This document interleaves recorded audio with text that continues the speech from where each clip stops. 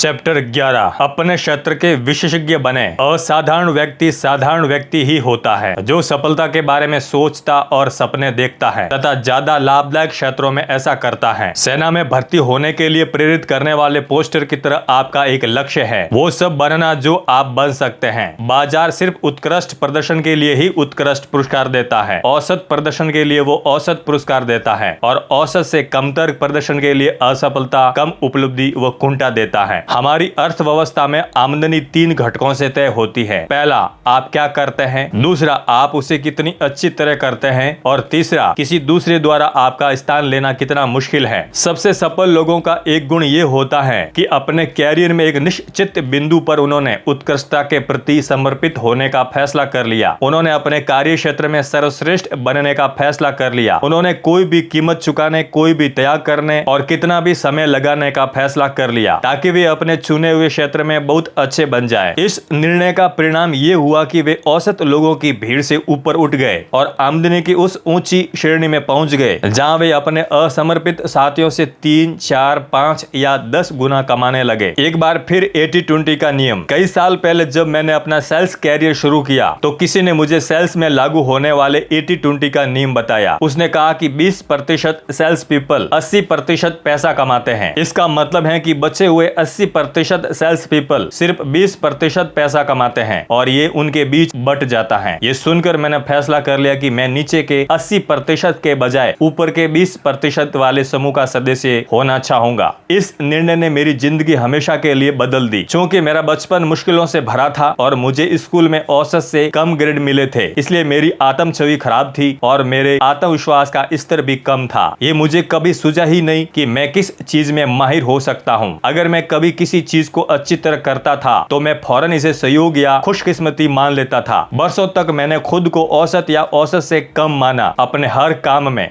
गूढ़ ज्ञान। फिर एक दिन अचानक मुझे ज्ञान की कौद दिखी। मुझे एहसास हुआ कि शीर्ष 10% की श्रेणी में शामिल हर व्यक्ति शुरुआत में 10% की निचली श्रेणी में भी रहा था। आज बहुत अच्छा काम करने वाला व्यक्ति कभी बहुत खराब काम कर रहा था। आज जीवन के सबसे सामने वाली कतार में खड़े व्यक्ति ने अपना जीवन सबसे पीछे की कतार से शुरू किया था। और इससे भी ज्यादा महत्वपूर्ण बात, मुझे ये समझ में आ गया कि दूसरे ने जो भी किया है तार्किक सीमाओं में मैं भी वो कर सकता हूँ और ये लगभग हर एक के बारे में सही है। कोई भी आपसे बेहतर नहीं है और कोई भी आपसे ज्यादा स्मार्ट नहीं है। लोग तो बस अलग अलग क्षेत्रों में बेहतर या ज्यादा स्मार्ट होते हैं। इसके अलावा बिजनेस की सभी योग्यताएं सीखी जा सकती हैं। जो लोग बिजनेस के सभी क्षेत्र में बेहतर प्रदर्शन कर रहे हैं उन्होंने आपसे पहले जरूरी मूलभूत योग्यताएं सीख ली है। अगर आप दूसरों जितना हासिल नहीं कर पा रहे हैं तो इसका सिर्फ ये मतलब है कि आप वे योग्यताएं अब तक नहीं सीख पाए हैं। आत्म विकास का फौलादी नियम। यहाँ पर मेरे लिए एक और क्रांतिकारी एहसास था। आप अपने तय किए गए किसी भी लक्ष्य को हासिल करने के लिए हर जरूरी चीज सीख सकते हैं। आप क्या हासिल कर सकते हैं इसके बारे में कोई वास्तविक सीमा नहीं है। आपकी सीमाएं सिर्फ वही हैं जो आपने अपने दिमाग और कल्पना में बना रखी है। अगर आप उत्कृष्ट बनने और अपने क्षेत्र में शीर्ष 10% लोगों के समूह में पहुंचने का फैसला करते हैं तो पृथ्वी की कोई चीज आपको वहां पहुंचने रोक नहीं सकती सिवाय आपके। क्या ये काम आसान होगा? जाहिर है नहीं। मैंने इस पुस्तक में आसान शब्द का ज्यादा इस्तेमाल नहीं किया है। हर सार्थक चीज पाने में बहुत समय लगता है और बहुत मेहनत करनी पड़ती है, लेकिन अगर आप इसे पूरी शिद्दत से चाहें और पर्याप्त समय तक मेहनत करने के इच्छुक हो तो इसे पाना संभव है। और ये सफलता इतनी बड़ी होती है कि इसके लिए हर संभव कोशिश करनी चाहिए। प्रेरक वक्ता लेस ब्राउन कहते हैं, जिस चीज को आपने पहले कभी हासिल नहीं किया उसे हासिल करने के लिए आपको वैसा व्यक्ति बनना होगा जैसे आप पहले कभी नहीं थे। जर्मन दार्शनिक जोहानन वोल्फगैंग वॉन गेटे ने कहा था, ज्यादा पाने के लिए आपको पहले ज्यादा बनना होगा। जब आप अपने क्षेत्र के सर्वश्रेष्ठ लोगों में से एक बनने का फैसला कर लेते हैं तो इसके बाद आप ये सवाल पूछते हैं, मैं इसे कैसे हासिल करूं? हर क्षेत्र में लाखों लोग शून्य से शिखर पर पहुंचे हैं। ये इस बात का सबूत है कि आप भी ये काम कर सकते हैं। इनमें से कई लोगों में शायद आपके जितने नैतिक गुण और योग्यता नहीं है। बहरहाल जीवन के अधिकांश क्षेत्रों में उत्कृष्टता और महान सफलता पाने के लिए नैसर्गिक योग्यता और गुण के बजाय कड़ी मेहनत और समर्पण ज्यादा महत्वपूर्ण होते हैं। क्या सफलता के लिए शिक्षा अनिवार्य है? फोर्ब्स 400 के सदस्यों यानी अमेरिका के 400 सबसे अमीर स्त्री पुरुषों के बारे में कुछ साल पहले एक अध्ययन किया गया। इसमें शोधकर्ता शोधकर्ताओं ने पाया कि जो व्यक्ति हाई स्कूल की पढ़ाई अधूरी छोड़कर फोर्ब्स 400 में आया था, उसके पास कॉलेज या यूनिवर्सिटी की पढ़ाई पूरी करने वाले लोगों से औसतन 333 मिलियन डॉलर ज्यादा संपत्ति थी। मैं इसका जिक्र इसलिए कर रहा हूं क्योंकि कई लोग महसूस करते हैं कि अगर उन्हें स्कूल में अच्छे ग्रेड नहीं मिले तो उनकी संभावना सीमित है और वे जीवन में कुछ भी हासिल नहीं कर पाएंगे। कोई भी चीज सच्चाई से इतनी दूर नहीं है। अमेरिका और दुनिया भर के कई सबसे दौलतमंद और सफल स्त्री पुरुषों का प्रदर्शन स्कूल में बहुत खराब रहा था। ये सवाल याद रखें, क्या आप हाथी को खाते हैं? और ये जवाब भी एक बार में एक निवाला। हर काम में उत्कृष्ट बनने का भी यही तरीका है। आप एक एक कदम, एक एक योग्यता, एक के बार में एक छोटा सा सुधार करके शिखर की ओर बढ़ते हैं। बढ़ती या घटती संपत्ति। तथ्य यह है कि आपके ज्ञान और योग्यता का वर्तमान स्तर आज से पहले ज्यादा तेजी से दकियानुसी बनता जा रहा है। मैं पहले जिक्र कर चुका हूं कि आपकी आमदनी की योग्यता बढ़ती या घटती संपत्ति हो सकती है, जो इस बात पर निर्भर करता है कि आप इसे बढ़ा रहे हैं या फिर इसे दकियानुसी बनने दे रहे हैं। ये चुनाव आप हर दिन कर रहे हैं या नहीं कर रहे हैं। अच्छी खबर यह है कि जब आप उत्साह से अपने ज्ञान और योग्यताओं को बढ़ाना शुरू करते हैं और अपने क्षेत्र में सर्वश्रेष्ठ बनने की राह पर चल पड़ते हैं, तो ऐसा लगेगा जैसे आप किसी रेस में हो जिसमें सिर्फ आप ही दौड़ रहे हो। आप बहुत जल्दी बाकी लोगों की भीड़ से आगे निकल जाते हैं और नेतृत्व करने लगते हैं। इस दौरान आपके ज्यादातर प्रतिस्पर्धी सिर्फ टहल रहे होंगे और नौकरियां बचाने के लिए अनिवार्य न्यूनतम काम कर रहे होंगे। उत्कृष्टता के प्रति समर्पित होने का विचार उनके दिमाग में कभी आया ही नहीं। पहचाने कि आपको किस ज्ञान की जरूरत होगी। आप उत्कृष्टता की यात्रा ये सवाल पूछकर शुरू करते हैं कि महीनों या वर्षों के बाद अपने क्षेत्र में नेतृत्व करने के लिए मुझे किस अतिरिक्त ज्ञान, योग्यता और जानकारी की जरूरत होगी। खुद को 3 से 5 साल आगे ले जाकर कल्पना करें कि आप अपने उद्योग के सर्वश्रेष्ठ, सबसे ज्यादा भुगतान पाने वाले व्यक्तियों में से एक हैं। इसके लिए आपको क्या बनना होगा? इस बिंदु तक पहुंचने के लिए आपको क्या करना, सीखना या हासिल करना होगा? अपने क्षेत्र में नेतृत्व करने के लिए आपको किन योग्यताओं में माहिर बनने की जरूरत होगी? कैरियर की सही योजना बनाएं। एक समय की बात है, मेरा एक अच्छा दोस्त एक छोटी कंपनी में वकील था। उसके पिता भी एक वकील थे, इसलिए यूनिवर्सिटी पहुंचने पर उसने भी वकालत का पेशा चुन लिया। पढ़ाई पूरी होने के बाद वो अपने दोस्तों और सहयोगियों के साथ वकालत करने लगा, लेकिन जल्दी वो इस नतीजे पर पहुंचा कि वो वकालत उसके लिए उपयुक्त पेशा नहीं है। इसके बजाय उसने बिजनेस में अपना कैरियर बनाने का फैसला किया। तब तक उसकी उम्र 26 साल हो चुकी थी। काफी विरोध का सामना करते हुए उसने अपने सभी संसाधन जुटाए और समर्पण भाव के साथ हार्वर्ड यूनिवर्सिटी में MBA प्रोग्राम में दाखिला ले लिया। इसमें 2 साल का समय लगा, लेकिन आखिरकार उसने इसे पूरा कर लिया। उसे हार्वर्ड की प्रतिष्ठित MBA डिग्री लेने और अपेक्षित कोर्स करने में 2 साल का समय और लगा। वो अपने गृह नगर लौटा और नौकरियों के लिए इंटरव्यू देने लगा। आखिरकार उसने तीव्र विकास करने वाली एयरलाइंस में शुरुआती मैनेजर का पद चुन लिया। उसके लिए यह आदर्श कैरियर का दाव साबित हुआ। 10 साल के भीतर वो उस एयरलाइंस का प्रेसिडेंट बन गया और आज वो अपने साथ पढ़ने वाले किसी भी वकील से 10 गुना ज्यादा कमाता है। वो एक बड़ी राष्ट्रीय कंपनी के युवा और सबसे सम्मानित एग्जीक्यूटिव में से एक बन चुका है। आपके पास कई नौकरियां या कैरियर होंगे। अनुमान है कि आज काम शुरू कर रहा व्यक्ति औसतन 14 पूर्णकालिक नौकरियां करेगा, जो 2 साल या अधिक चलेगी। उसके पास 4-5 पूर्णकालिक का कैरियर होंगे, जो अलग अलग व्यवसाय या उद्योग में होंगे। 4 करोड़ अमेरिकी अपने अधिकांश कैरियर में अस्थायी कर्मचारी होंगे। वे एक कंपनी के लिए कभी लंबे समय तक काम नहीं करेंगे, बल्कि इसके बजाय प्रोफेशनल या तकनीकी काम करते हुए एक कंपनी से दूसरी कंपनी में आते जाते रहेंगे। ये लगभग अपर्याय है कि जब आप विकास करेंगे और परिपक्व बनेंगे तो आपका कैरियर भी लगातार बदलेगा। आपको लगातार सड़क पर आगे देखते रहना होगा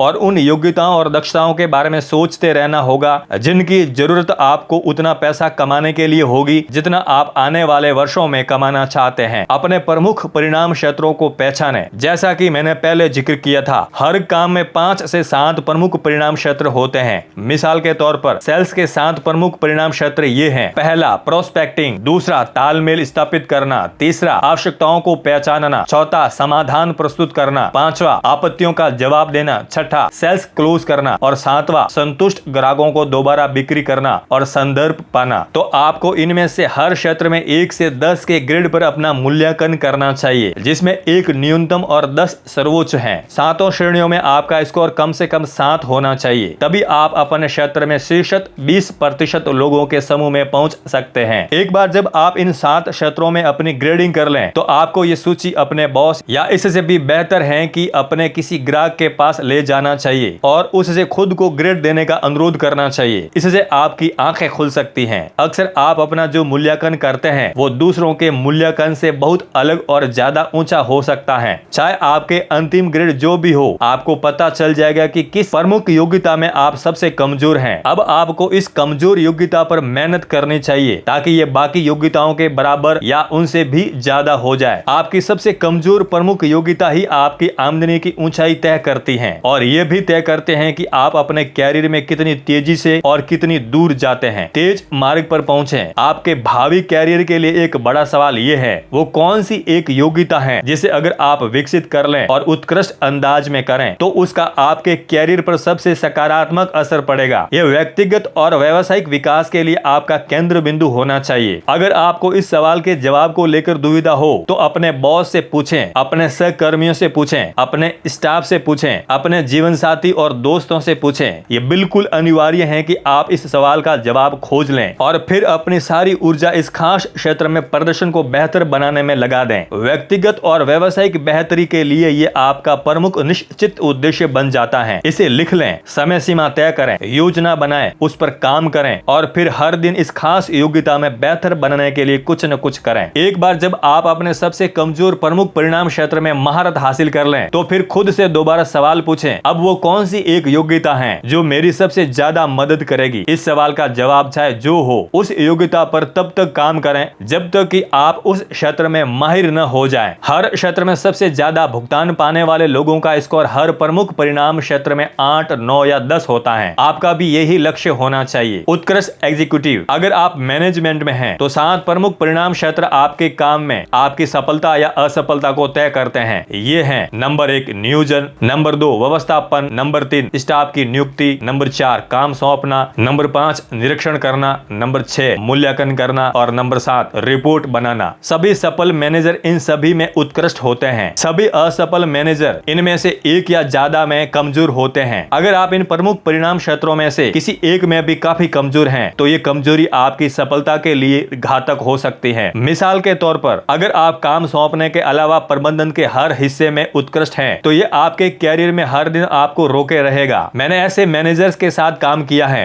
जो काम सौंपने के मामले में इतने कमजोर थे कि कुछ भी नहीं करवा पाते थे। अंततः कंपनी को उन्हें नौकरी से निकालना पड़ा क्योंकि उनकी वजह से बिजनेस को बहुत नुकसान हो रहा था। इन प्रमुख परिणाम क्षेत्रों में से प्रत्येक में खुद को 1 से 10 तक ग्रेड दें। आसपास के लोगों से भी अपनी ग्रेडिंग करने को कहें और ईमानदार रहें। विनम्र सहकर्मी के कूटनीतिक जवाब को स्वीकार न करें। सच्चाई की तलाश करें। 360 डिग्री का विश्लेषण करें। 360 डिग्री का विश्लेषण आज प्रयुक्त होने वाले लोकप्रिय प्रबंधन साधनों में से एक है। इस तरह के विश्लेषण में किसी खास मैनेजर के अधीन काम करने वाले लोगों से उसके बारे में गुमनाम रिपोर्ट मांगी जाती है। सर्वे की सारी रिपोर्ट्स एक बाहरी परामर्शदाता को सौंप दी जाती हैं, जो जवाबों को संक्षेप में प्रस्तुत करता है। फिर ये संक्षेप उस मैनेजर को दे दिया जाता है ताकि वे देख सके कि दूसरे उसका कैसा मूल्यांकन करते हैं। इससे अक्सर उस मैनेजर को सदमा लगता है। मिसाल के तौर पर मैनेजर कहेगा, मैं सावधानी से और सोच विचार कर निर्णय लेता हूं, लेकिन स्टाफ कहेगा, निर्णय लेने के मामले में बॉस कमजोर, अनिर्णयशील और असुरक्षित हैं। हाल ही की एक मैनेजमेंट स्टडी में 75% मैनेजर्स ने प्रभावकारिता के मामले में अपनी ग्रेडिंग शीर्ष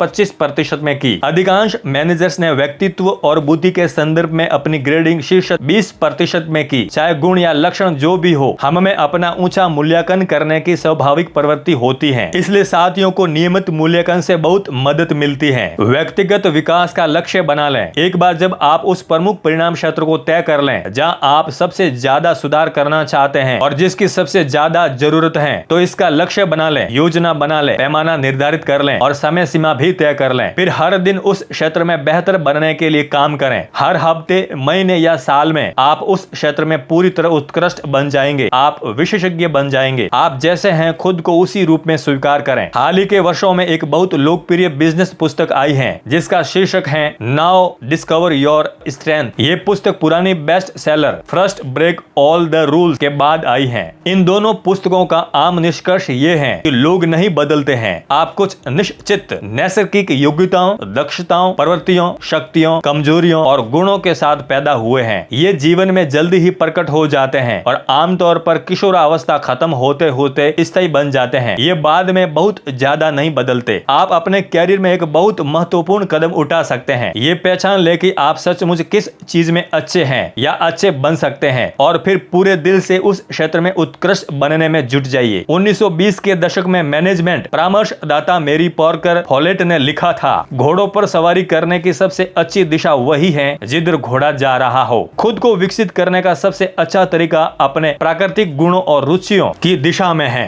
लेखक और वक्ता जिम कैथकार्ड कहते हैं, अपने स्वभाव को पोषण दें। ये बहुत महत्वपूर्ण सलाह है और आपको अपने कैरियर में इसका पालन करना चाहिए। आपको इस धरती पर कुछ खास गुणों और योग्यताओं के साथ भेजा गया है जो आपको बाकी लोगों से अलग और अनूठा बनाती हैं। जिंदगी भर आप अक्सर ही गतिविधि में ऐसे क्षेत्र की ओर आकर्षित होते हैं जहां आपके खास गुणों और योग्यताओं ने आपको ज्यादा हासिल करने में समर्थ बनाया हो और ऊंचे स्तर पर काम करने का आनंद दिया हो बाकी चीजों से ज्यादा। जीवन में आपको एक महान लक्ष्य, ऐसी एक या दो योग्यताओं को पहचानना है जिसमें आप बाकी किसी से भी बेहतर काम कर सकते हैं और ज्यादा आनंद ले सकते हैं। फिर इन क्षेत्रों में पूरी तरह उत्कृष्ट बनने के लिए ध्यान एकाग्र कर लें, अपने गुणों का विकास करें। बास्केटबॉल खिलाड़ी माइकल जॉर्डन ने एक बार कहा था, गुण हर एक में होता है लेकिन योग्यता के लिए कड़ी मेहनत की जरूरत होती है। कवि लॉन्गफेलो ने लिखा है, आम आदमी की बड़ी त्रासदी यह है कि वो जब अपनी कब्र में पहुंचता है तब भी उसका संगीत उसके भीतर ही रहता है। हो सकता है कि आप बरसों तक किसी ऐसी नौकरी में जूझते रहें उसके लिए आप उपयुक्त नहीं हैं, फिर आप अपने आदर्श क्षेत्र में पहुंच जाएं जहां कुछ ही वर्षों में आप इतनी ज्यादा तरक्की कर लें जितनी इससे पहले 20 वर्षों में भी नहीं कर पाए थे। नेपोलियन हिल ने एक बार लिखा था कि अमेरिका में सफलता की कुंजी ये पता लगाना है कि आपको सचमुच किस काम से प्रेम है और फिर उसे करते हुए अच्छी आजीविका कमाने का तरीका खोजना है। ज्यादातर सर्वनिर्मित मिलेनियर्स कहते हैं, मैंने कभी जिंदगी में एक दिन भी काम नहीं किया। उन्होंने तो बस ये पता लगा लिया कि उन्हें सचमुच किस में आनंद आता था और फिर उन्होंने उस चीज को ज्यादा से ज्यादा किया। अपने खास गुणों को पहचानें। अपने खास गुणों को पहचानने और तय करने के 8 तरीके हैं। इनसे आपको ये पता लग जाएगा कि आप क्या करने के लिए अनूठे रूप से उपयुक्त हैं। ये हैं, पहला, आप हमेशा उस काम में सर्वश्रेष्ठ और सबसे सुखी होंगे जिसे करना आपको पसंद है। अगर आप आर्थिक दृष्टि से सक्षम हो तो आप उसे बिना तनख्वाह के भी करना चाहेंगे। वो चीज आपके सर्वश्रेष्ठ स्वरूप को बाहर निकालती है और वो काम करते समय आपको बहुत ज्यादा संतुष्टि तथा आनंद मिलता है। दूसरा, आप इसे अच्छी तरह करते हैं। आप में इस क्षेत्र में स्वाभाविक योग्यता नजर आती है। तीसरा, इसी गुण की जीवन में अब तक आपको ज्यादातर सफलता और खुशी मिली है। बचपन से ही इसे करना आपको पसंद था और इसकी वजह से आपको सबसे बड़े पुरस्कार और प्रशंसा मिली है। चौथा, ये ऐसी चीज है जिसे सीखना और करना आपके लिए आसान था। दरअसल इसे सीखना इतना आसान था कि आप भूल ही चुके हैं कि आपने इसे कब और कैसे सीखा था। आपने तो बस एक दिन खुद को वो काम आसानी से और अच्छी तरह करते पाया। पांचवा, इसमें आपका मन लगता है। यह आपको आकर्षित और मंत्रमुग्ध करता है। आप इसके बारे में सोचना पसंद करते हैं, पढ़ना पसंद करते हैं, बातें करना पसंद करते हैं और इसके बारे में ज्यादा से ज्यादा पता लगाते हैं। यह आपको उसी तरह आकर्षित करता है जिस तरह शमा पतंगों को आकर्षित करती है। छठा, आप इसके बारे में सीखना पसंद करते हैं और आप जिंदगी भर इसमें बेहतर बनते जाते हैं। आप में इस खास क्षेत्र में सचमुच उत्कृष्ट बनने की गहरी आंतरिक इच्छा होती है। सातवां, जब आप इसे करते हैं तो वक्त ठहर सा जाता है। आप में बिना खाए या सोए लंबे समय तक इसे करने का गुण होता है क्योंकि आप इसमें खो या डूब जाते हैं। और आठवां, जिस काम के लिए आप सबसे ज्यादा उपयुक्त होते हैं उस क्षेत्र के विशेषज्ञों की आप सचमुच प्रशंसा और सम्मान करते हैं। आप उनके जैसा बनना चाहते हैं, उनके आसपास रहना चाहते हैं और हर तरह से उनका अनुकरण करना चाहते हैं। अगर ऊपर दिए गए वर्णन किसी चीज पर लागू होते हैं जो आप इस वक्त कर रहे हैं या जिसे आप अतीत में कर चुके हैं तो यही वो काम आपके हृदय की इच्छा है जिसे करने के लिए आपको इस पृथ्वी पर भेजा गया है। आप उत्कृष्ट बनने के लिए पैदा हुए हैं। आपके नैसर्गिक गुण जन्मजात हैं और उन्हें विकसित करना आसान है। प्रोग्रामिंग आपके अवचेतन मन की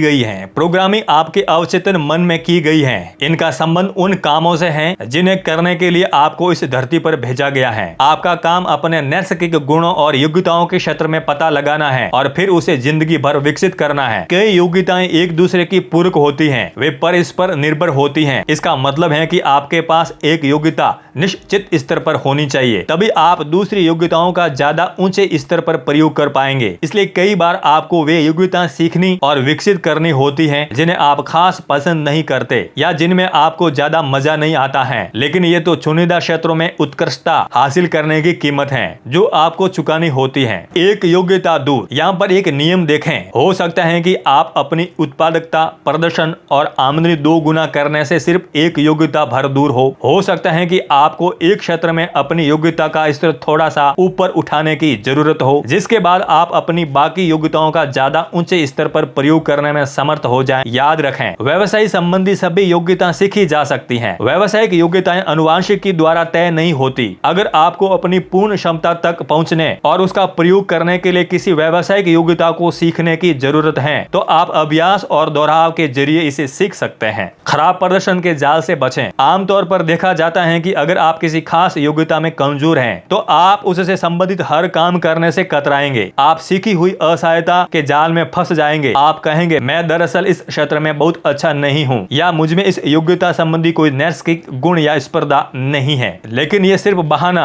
या खुद को तर्क संगत सिद्ध करने की कोशिश है। अगर वो योग्यता आपके लिए महत्वपूर्ण है, तो आप उसे सीख सकते हैं। सबसे बुरा निर्णय यह है कि आप किसी छोटी सी योग्यता की कमी के कारण खुद को महीनों या वर्षों तक पीछे रखें, जिसे समर्पण और संकल्प द्वारा बड़ी जल्दी सीखा जा सकता है। ऐसा अपने साथ न होने दें। उत्कृष्टता एक यात्रा है। कोई भी अच्छी तरह करने लायक चीज पहले खराब तरीके से करने लायक होती है। अभ्यास आदर्श नहीं बनाता, दोषपूर्ण अभ्यास अंततः आदर्श बनाता है। जब भी आप कोई नई चीज शुरू करते हैं, तो ये तय मानकर चलिए कि पहल आप इसे खराब तरीके से करेंगे। शुरुआत में आप फूड और अजीब महसूस करेंगे। आप अक्सर मूर्ख और शर्मिंदा महसूस करेंगे, लेकिन आपको अपने क्षेत्र में उत्कृष्टता हासिल करने के लिए ये कीमत तो चुकानी ही होती है। आपको हमेशा सफलता की कीमत चुकानी होगी, और उस कीमत में अक्सर किसी मुश्किल योग्यता में महारत हासिल करने की कड़ी मेहनत शामिल होती है, जिसकी जरूरत आपको अपने क्षेत्र में शिखर पर पहुंचने के लिए होगी। अपनी जादू की छड़ी लहराइए। जादू की छड़ी वाले तकनीक का इस्तेमाल करें। कल्पना करें कि आप जादू की छड़ी लहराकर किसी खास योग्यता में पूरी तरह उत्कृष्ट बन सकते हैं। ये कौन सी योग्यता होगी? अगर आप जादू की छड़ी लहरा सकें और अपने गुणों तथा योग्यताओं के संदर्भ में कोई इच्छा पूरी कर सकें, तो आप किस चीज की इच्छा करेंगे? इन सवालों का जवाब अक्सर नए लक्ष्यों का संकेत देगा। आपको प्रमुख अविकसित योग्यताओं और दक्षताओं के संदर्भ में नए लक्ष्य तय करने होंगे। तब कहीं जाकर आप अपने काम में सर्वश्रेष्ठ बन पाएंगे। अपने साथ ये करें, प्रोजेक्ट में आज जीवन लगे रहें। किसी अति महत्वपूर्ण क्षेत्र में पूरी तरह उत्कृष्ट बनने के लिए 1, 2 या 3 साल का निवेश करने के लिए तैयार रहें। आप जो भी करते हो उसमें सर्वश्रेष्ठ बनने के लिए कोई भी कीमत चुकाने, कोई भी त्याग करने के इच्छुक रहें। 3 धन 1 फॉर्मूला। किसी भी योग्यता में महारत हासिल करने का 3 धन 1 फॉर्मूला सरल है और ये हर बार काम करता है। सबसे पहले तो योग्यता वाले क्षेत्र में हर दिन अध्ययन करें, भले ही सिर्फ 15 या 10 मिनट। ज्ञान का संग्रह होता है। आप जितना ज्यादा पढ़ते और सीखते हैं, आप में उतना ही ज्यादा आत्मविश्वास आएगा कि आप उस काम को उत्कृष्ट तरीके से कर सकते हैं। दूसरा, उस विषय पर अपनी कार में शैक्षणिक ऑडियो टेप सुने। औसत व्यक्ति हर साल ड्राइविंग करते समय अपनी कार में 500 से 1000 घंटे बिताता है। ड्राइविंग के समय को सीखने के समय में बदल लें। आप अगर अपनी कार में संगीत के बजाय शैक्षणिक ऑडियो टेप सुनते हैं, तो सिर्फ इसी से अपने क्षेत्र के सबसे शिक्षित लोगों में से एक बन सकते हैं। तीसरे, उस विषय पर होने वाले सेमिनारों और वर्कशॉप में शिरकत करें। कई लोगों की जिंदगी पूरी तरह बदल गई है, क्योंकि उन्होंने किसी प्रमुख विषय पर 1 या 2 दिन के सेमिनारों में भाग लिया था। इसके बाद उस क्षेत्र में उनका कायाकल्प हो गया। और आखिरी तत्व है, सीखी गई चीज का जल्दी से जल्दी पहले मौके पर अभ्यास करें। जब भी आप कोई अच्छा विचार सुने, उस पर काम करें। जो व्यक्ति एक विचार सुनता है और उस पर काम करता है, वो उस व्यक्ति से ज्यादा मूल्यवान है जो 100 विचार सुनता है लेकिन उसमें से किसी पर भी काम नहीं करता। अभ्यास आदर्श बनाता है। आप जो सीख रहे हैं, उसका जितना ज्यादा अभ्यास करते हैं, आप उतनी ही तेजी से उस क्षेत्र में सक्षम और योग्य बनेंगे। आप जितना ज्यादा अभ्यास करते हैं, आप उतना ही ज्यादा आत्मविश्वास हासिल करेंगे। आप उस क्षेत्र में असक्षमता की भावनाओं से उतनी ही तेजी से उभरेंगे और आप उतनी ही जल्दी इसमें माहिर बनेंगे। जब आप उस योग्यता को अपने मानसिक टूल बॉक्स में जोड़ लेते हैं, तो आप उसे अपने कैरियर में हमेशा के लिए हासिल कर लेंगे। आज ही इसी समय संकल्प करें कि आप अपने क्षेत्र के 10% शीर्षस्थ लोगों के समूह में शामिल होंगे। पता लगाए कि वे कौन हैं, वे कितना कमाते हैं और वे आपसे अलग क्या करते हैं। उस खास ज्ञान और योग्यताओं को तय करें जो उन्होंने विकसित की हैं। फिर उन्हें विकसित करने का संकल्प करें। याद रखें कि किसी भी व्यक्ति ने जो काम किया है, उसे तार्किकता की सीमा में आप भी कर सकते हैं। कोई भी आपसे बेहतर नहीं है, कोई भी आपसे ज्यादा स्मार्ट नहीं है। आपके क्षेत्र में शीर्षस्थ व्यक्ति किसी वक्त आपके क्षेत्र में थे है भी नहीं। ये तथ्य इस बात का सबूत है कि उन्होंने जो भी हासिल किया है उसे आप भी हासिल कर सकते हैं, बेशर्ते आप लक्ष्य बना लें और इस पर पर्याप्त लंबे समय तक कड़ी मेहनत करें। कोई सीमा नहीं है। अपने क्षेत्र में विशेषज्ञ बने। नंबर 1, आज ही संकल्प करें कि आप अपने क्षेत्र के शीर्ष 10% लोगों के समूह में शामिल होंगे। उत्कृष्टता के प्रति आजीवन समर्पण कर दें। नंबर 2, अपनी नौकरी के प्रमुख परिणाम क्षेत्रों को पहचानें जिन्हें आपको अपने काम में सफल होने के लिए पूरी तरह बिल्कुल अच्छी तरह करना होगा। नंबर 3, अपने सबसे कमजोर प्रमुख क्षेत्र को पहचानें और उस क्षेत्र में उत्कृष्ट बनने के लिए अपने साथ ये करें, प्रोजेक्ट शुरू कर दें। नंबर 4, पता लगाए कि आपको अपने क्षेत्र में शिखर पर पहुंचने के लिए किस अतिरिक्त ज्ञान की जरूरत है और फिर उस ज्ञान को हासिल करने की योजना बनाइए। नंबर 5, आजीवन सीखने के प्रति समर्पित हो जाए। पुस्तकें पढ़ें, ऑडियो टैप सुने, कोर्स और सेमिनार में भाग लें और फिर जल्दी से जल्दी सीखी हुई बातों पर काम करें। चैप्टर 12, सही लोगों से जुड़ें। जीवन के बारे में आपका दृष्टिकोण, खुद के बारे में आपका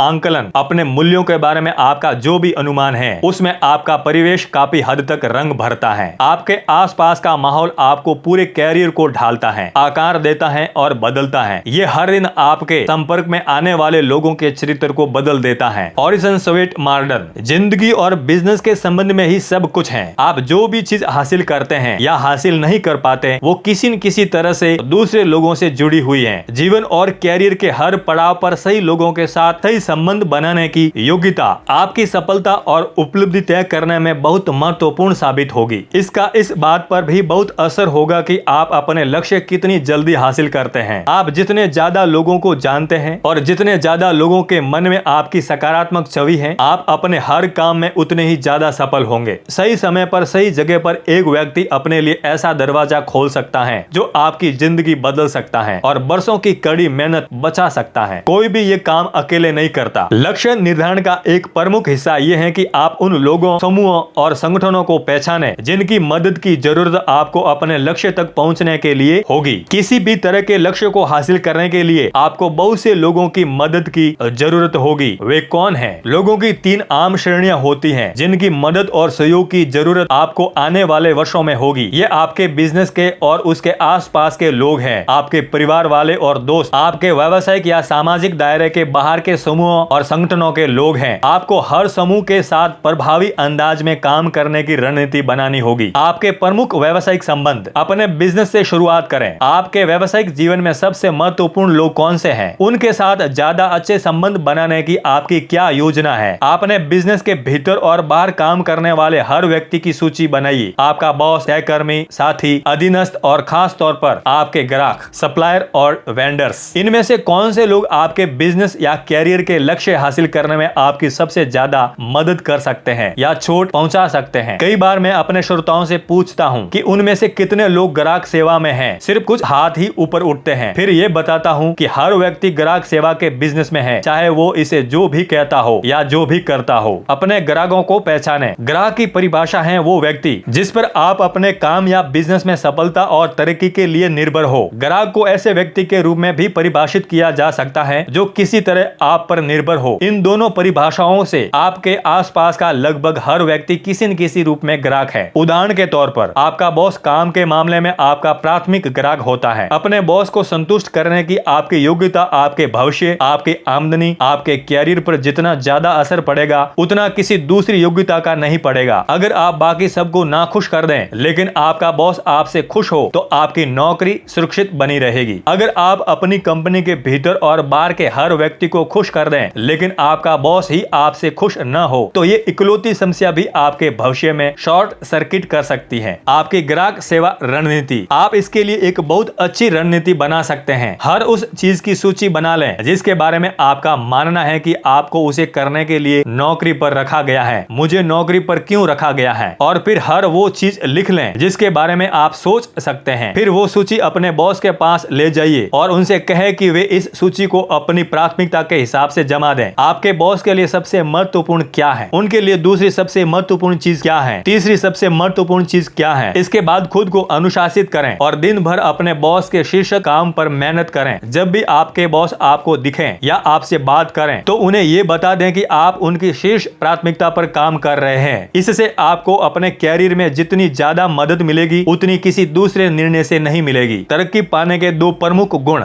सक्सेस मैगजीन में कुछ साल पहले एक सर्वे रिपोर्ट छपी थी। 104 चीफ एग्जीक्यूटिव ऑफिसर्स को आदर्श कर्मचारी के 20 गुणों में से सबसे महत्वपूर्ण गुण चुनने को कहा गया। 86% सीनियर एग्जीक्यूटिव ने 2 गुणों को कैरियर की सफलता और तरक्की के लिए सबसे ज्यादा महत्वपूर्ण बताया। पहला था प्राथमिकताएं तय करने की योग्यता, यानी महत्वपूर्ण को महत्वहीन से अलग करना, काम को तेजी से करने की योग्यता, तत्काल अमल करना। कोई भी चीज अपने कैरियर में इतनी ज्यादा मदद नहीं करेगी जितनी ये छवि कि आप सबसे महत्वपूर्ण काम तेजी से और अच्छी तरह करते हैं। गलत काम पर कड़ी मेहनत। लेकिन यहाँ पर एक पेच है। कई लोग अपनी नौकरियों में बहुत कड़ी मेहनत कर रहे हैं, लेकिन वे उस काम को नहीं कर रहे हैं जिसे उनका बॉस सबसे महत्वपूर्ण मानता है। दुखद सच्चाई ये है कि अगर आप महत्वहीन काम को बहुत अच्छी तरह करते हैं तो इससे आपके कैरियर को चोट पहुंच सकती है और आपकी नौकरी पर भी आंच आ सकती है। जब परिस्थितियां बदलें तो अपने बॉस के साथ संप्रेषण जारी रखें। पता लगाते रहें कि कहीं आपके बॉस की प्राथमिकताएं बदल तो नहीं गई हैं। हमेशा वही काम करें जो आपके बॉस की शीर्ष प्राथमिकता हो और फिर इसे तेजी से करने का संकल्प करें। कोई भी चीज बॉस को इतना खुश नहीं करती जितना कि शीर्ष प्राथमिकता वाले काम को फटाफट निपटाने वाला कर्मचारी। ये सुनिश्चित करें कि वो व्यक्ति आप ही हो।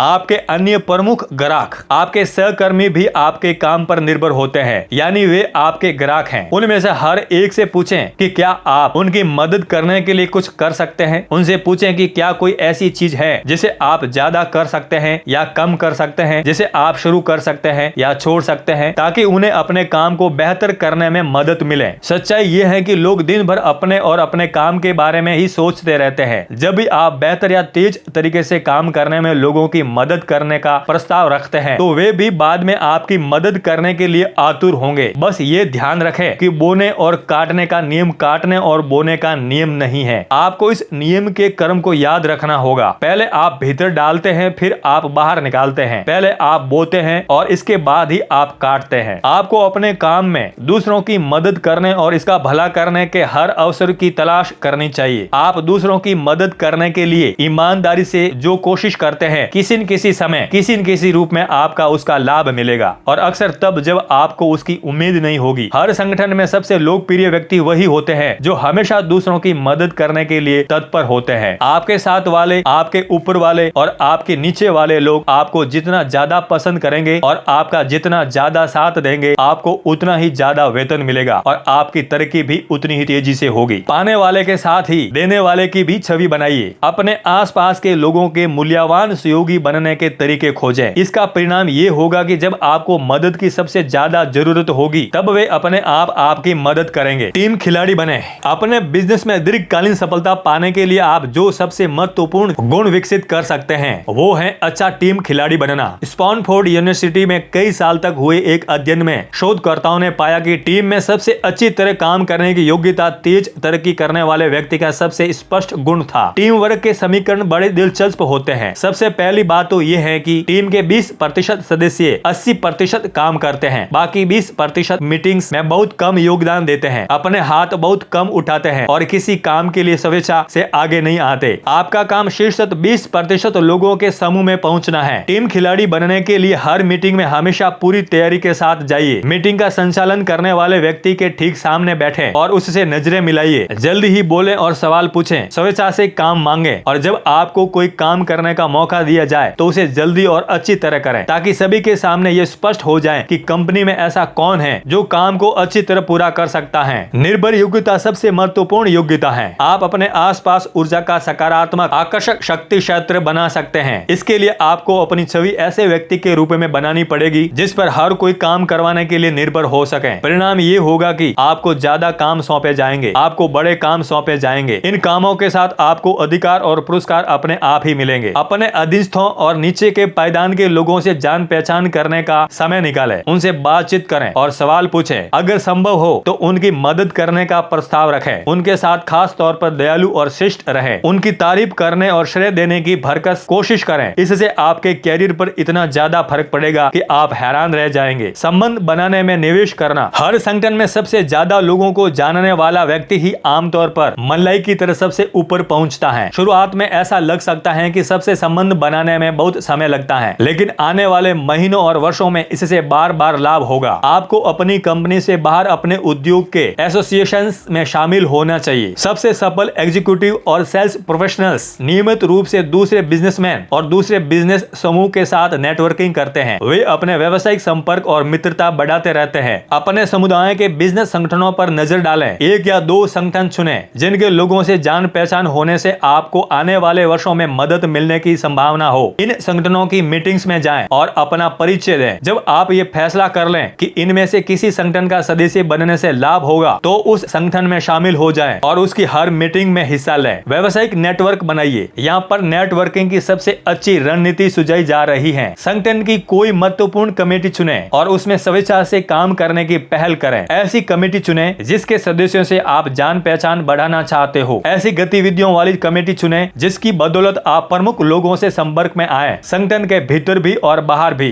एक बार जब आप कमेटी में शामिल हो जाएं, तो स्वेच्छा से काम मांगने की पहल करें। हालांकि इस काम के पैसे नहीं मिलेंगे, लेकिन इससे आपको ऐसे महत्वपूर्ण लोगों के साथ काम करने का मौका मिलेगा जो भविष्य में किसी समय आपके कैरियर में आपकी मदद कर सकते हैं। अमेरिका में 85% नए पद मौखिक अनुशंसा और व्यक्तिगत संपर्क से भरे जाते हैं। आप अपने उद्योग में जितने ज्यादा लोगों को जानते हैं और उनके साथ काम करते हैं, सही समय आने पर आपके लिए अवसरों के उतने ही ज्यादा दरवाजे खुल जाएंगे। दीर्घकालीन सोच रखें और योजना बनाइए। अपने कैरियर के बारे में दीर्घकालीन दृष्टिकोण रखें। स्थानीय अखबार पढ़कर अपने समुदाय के शीर्षक लोगों की सूची बनाइए। अपने शहर के 100 सफल खिलाड़ियों के नाम, पद नाम और बिजनेस की सूची बना लें। सूची बनाने के बाद इनमें से हर एक को पत्र लिखें और उन्हें कोई ऐसी चीज भेजें जो बिजनेस से संबंधित न हो। आपने उनके बारे में जो पढ़ा हो, उनके आधार पर उन्हें कोई छोटी पुस्तक, कविता, अखबार की कटिंग या उनकी दिलचस्पी की कोई दूसरी चीज भेजें। हर बार जब आप उस व्यक्ति से संप्रेषण का कोई कारण देखें तो उस पत्र को लिख दें। जब किसी एग्जीक्यूटिव के उल्लेखनीय काम के बारे में प्रेस में खबर छपती है तो अक्सर मैं उसे फोन करता हूँ या पत्र लिखता हूँ। आमतौर पर मेरा उससे सीधे संपर्क नहीं हो पाता, लेकिन मैं बीज बोता रहता हूँ और देर सवेर जो करीब रहता है वो कामयाब हो जाता है। अंततः मैं किसी सामाजिक कार्यक्रम में या बिजनेस के सिलसिले में महत्वपूर्ण लोगों से मिलूंगा और उन्हें ये बात याद होगी कि मैंने उन्हें एक हफ्ते, एक महीने या एक साल पहले चिट्ठी लिखी थी। मेरे एक सबसे महत्वपूर्ण ग्राहक को याद था कि 3 साल पहले मैंने उन्हें एक पत्र लिखा था। जब मैं एक बिजनेस कन्वर्सेशंस में उनसे पहली बार मिला था, उन्होंने कहा था, क्या आप वही हैं जिन्होंने मुझे ऐसा पत्र लिखा था? इससे बातचीत शुरू हो गई और फिर मीटिंग और फिर उनके संगठनों के साथ कई वर्षों का काम भी। अपना दान दें। एक नियम कहता है, आप लाभ की आशा के बिना खुद को जितना ज्यादा देते हैं, बिल्कुल अप्रत्याशित स्रोतों से आपके पास उतना ही ज्यादा लौटेगा। आप अपने संपर्कों को फैलाने की जो भी कोशिश करेंगे वो पूरी तरह कभी गुम नहीं होगी। बीजों की तरह अलग अलग संपर्कों को फलने फूलने के लिए अलग अलग अवधियों की जरूरत होती है। कुछ तत्काल परिणाम देंगे, कुछ कई महीनों या वर्षों तक परिणाम नहीं देंगे। आपको धैर्यवान बनने के लिए तैयार रहना चाहिए। हार्वर्ड यूनिवर्सिटी के डॉक्टर डेविड मैकलीलैंड ने हमारे समाज में उच्च उपलब्धि पाने वाले व्यक्तियों के गुणों और लक्षणों पर शोध किया। उन्होंने ये पाया कि संदर्भ समूह का चुनाव, जिन लोगों के साथ आप अक्सर रहते हैं, आपकी सफलता या असफलता को तय करने में किसी भी अन्य तत्व से कहीं ज्यादा महत्वपूर्ण होता है। जैसा कि जिग जिंगलर कहते हैं, अगर आप सचमुच बाजों के साथ उड़ना चाहते हैं तो आप मुर्गियों के साथ दाना चुगना जारी नहीं रख सकते।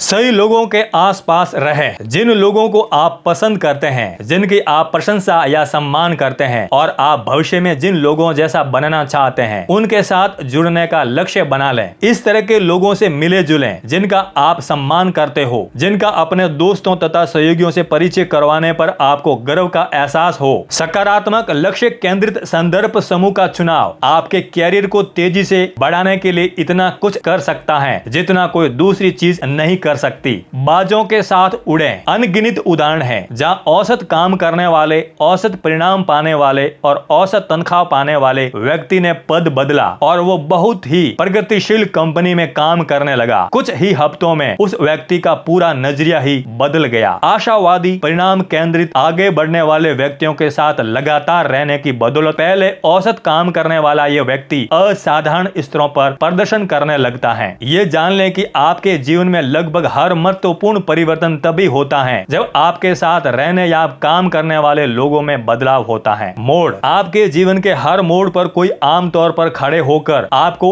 एक या दूसरी दिशा में मार्गदर्शन देता है, आपके लिए एक दरवाजा बंद करता या खोलता है या किसी दूसरे तरीके से आपकी मदद करता है। बॉर्न द राइटस चाइल्ड ने एक बार लिखा था, बेकार के परिचित न बनाइए। अगर आप सर्वश्रेष्ठ बनने के बारे में सचमुच गंभीर हैं और अपने क्षेत्र में शिखर पर पहुंचना चाहते हैं तो आप ऐसे लोगों के साथ समय बर्बाद नहीं कर सकते जो अपने जीवन में कहीं नहीं जा रहे हैं, चाहे वे कितने भी अच्छे हो। इस मायने में आपको अपने तथा अपने भावी महत्वाकांक्षाओं के बारे में स्वार्थी होना चाहिए। आपको अपने दोस्तों और सहयोगियों के लिए ऊंचे मापदंड तय कर देने चाहिए तथा इस मामले में समझौता कतई नहीं करना चाहिए। कई लोग अपने कैरियर की शुरुआत में ही बुरे संबंधों में फंस जाते हैं और बेकार की दोस्तियां कर लेते हैं। ये सामान्य और स्वाभाविक हैं। गलतियां करने में कोई बुराई नहीं है, खास तौर पर अगर आप युवा और अनुभवहीन हो। आगे भी ऐसी स्थिति में बने रहना अक्षम्य है जो आपको अपनी पूरी संभावना तक पहुंचने से रोक रही हो। जिन लोगों के साथ आप रहते हैं उनका चुनाव ही इस बात पर सबसे ज्यादा असर डालेगा कि आप क्या बनेंगे। आपके सबसे महत्वपूर्ण संबंध, आपको जिन लोगों की मदद और सहयोग की जरूरत होगी उनकी तीसरी श्रेणी है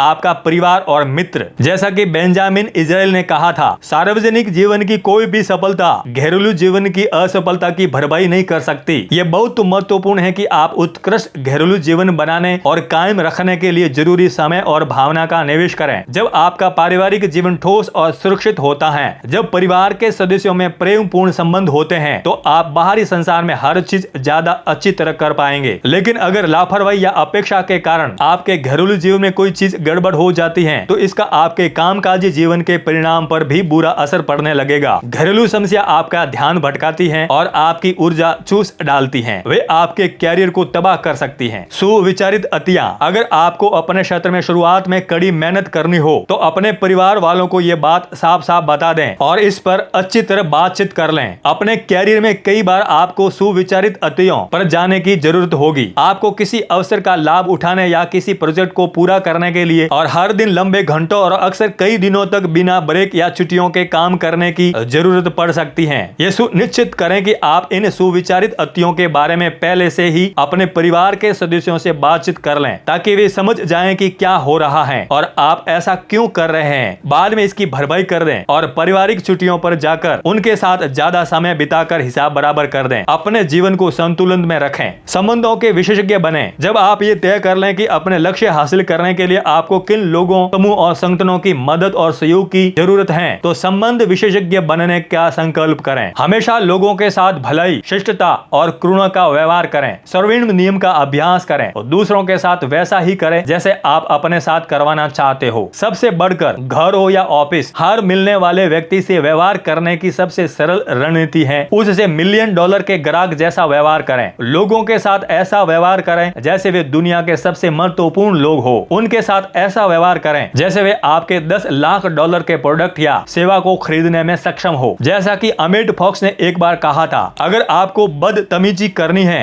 तो अजनबियों के साथ करें, लेकिन अपने परिवार के लिए अपनी कंपनी का शिष्टाचार सुरक्षित रखें। हर दिन ऐसे तरीके खोजें जिनसे दूसरों का बोझ हल्का हो और दूसरों को अपने काम बेहतर करने तथा ज्यादा आसानी से जीवन जीने में मदद मिले। इससे आपके प्रति सकारात्मक भावनाओं का एक वृद्ध भंडार बन जाएगा जो हर साल आपको लाभ पहुंचाएगा। सही लोगों से जुड़ें। नंबर 1, अपने काम धंधे और व्यावसायिक जीवन के सबसे महत्वपूर्ण लोगों की सूची बनाइए। हर व्यक्ति की मदद की योजना बनाइए। नंबर 2, अपने व्यक्तिगत जीवन के सबसे महत्वपूर्ण लोगों की सूची बनाइए। तय करें कि आप उनके साथ कैसे संबंध चाहते हैं और इसके लिए आपको क्या करना होगा। नंबर 3, अपने समुदाय और क्षेत्र में ऐसे समूह और संगठनों को पहचानें जिनमें शामिल होने से आपको मदद मिलेगी। आज ही फोन करें और अगली मीटिंग में हिस्सा लें। नंबर 4, अपने समुदाय या क्षेत्र के शीर्ष लोगों की सूची बना लें और उनसे जान पहचान बढ़ाने की योजना बना लें। नंबर 5, अपने सामाजिक और व्यावसायिक दायरे का विस्तार करने का एक भी अवसर न चुकें। लोगों को पत्र, कार्ड, फॉक्स और ईमेल भेजें। हर मौके पर पुल बनाइए। चैप्टर 13, कार्य योजना बनाइए। संपूर्णता सफल व्यक्तियों का गुण है। प्रतिभा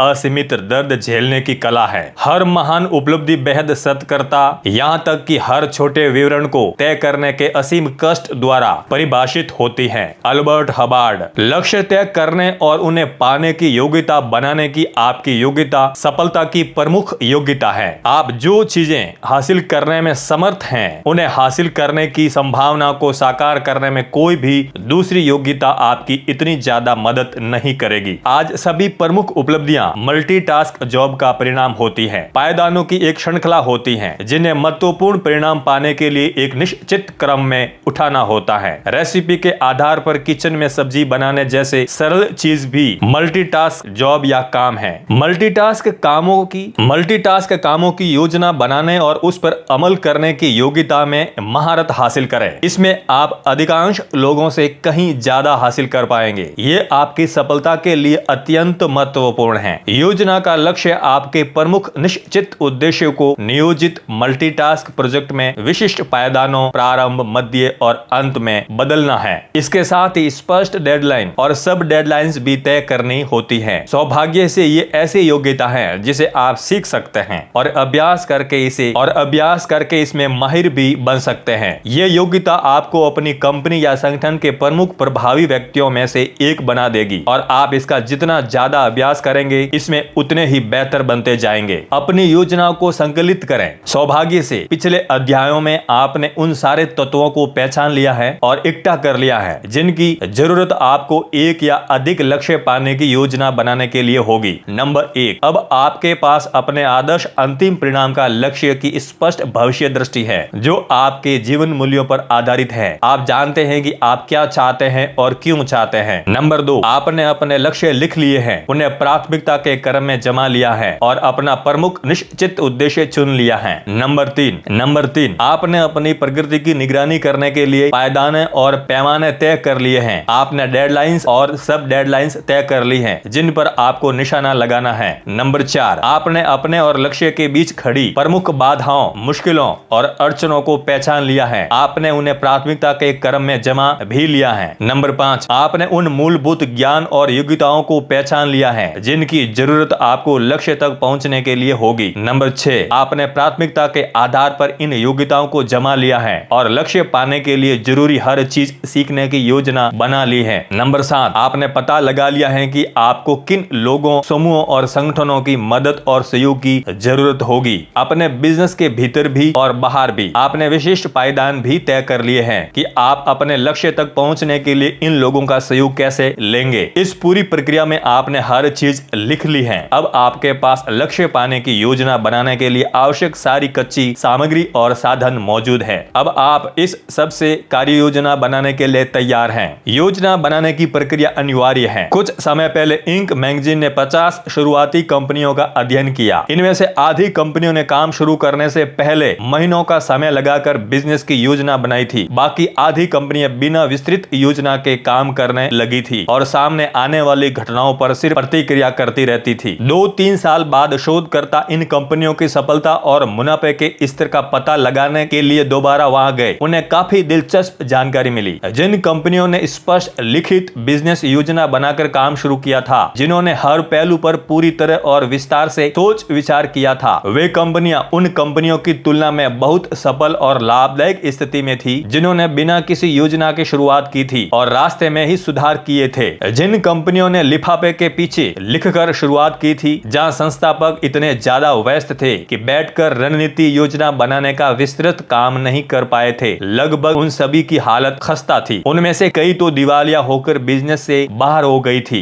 योजना बनाने की प्रक्रिया कुंजी है। सबसे दिलचस्प खोज ये थी, शोधकर्ताओं ने कंपनियों के संस्थापकों से इंटरव्यू लेते समय पूछा, आप हर दिन अपनी रणनीति योजना कितनी बार देखते हैं? लगभग हर मामले में बिजनेस चलाने वाले उद्यमी और एग्जीक्यूटिव रणनीति योजना की ओर नहीं देखते थे क्योंकि ये कई साल पहले बनी थी। बनने के बाद उन्होंने इसे एक ड्रॉअर में रख दिया था और वे इसे अगले साल तभी देखते थे जब उन्हें दोबारा रणनीति नियोजन की प्रक्रिया से गुजरना पड़ता था। सबसे महत्वपूर्ण खोज ये थी, योजना को शायद ही कभी देखा गया। हालांकि बिजनेस के प्रमुख तत्वों पर विचार की प्रक्रिया उनकी सफलता के लिए बहुत जरूरी थी। योजना से लाभ होता है। द्वितीय विश्व युद्ध में नार्मंडी के सफल हमले के बाद जनरल आइजनहावर से इसके पीछे की विस्तृत नियोजन प्रक्रिया के बारे में पूछा गया। उन्होंने कहा, योजना बेकार थी लेकिन योजना बनाना अनिवार्य था। बिजनेस प्लान के हर प्रमुख तत्व के बारे में पूरा सोच विचार करने और बातचीत करने का अभ्यास शुरुआती में बाकी हर कदम से ज्यादा महत्वपूर्ण होता है। इसलिए समय प्रबंधन विशेषज्ञ अलेक मैकेंजी ने कहा था, बिना योजना बनाए काम करना हर असफलता का कारण है। एक पुरानी सैन्य कहावत है, शत्रु के साथ पहले संपर्क के बाद कोई भी योजना नहीं टिक पाती। जब आप असली बिजनेस शुरू करते हैं तो पहले दिन से ही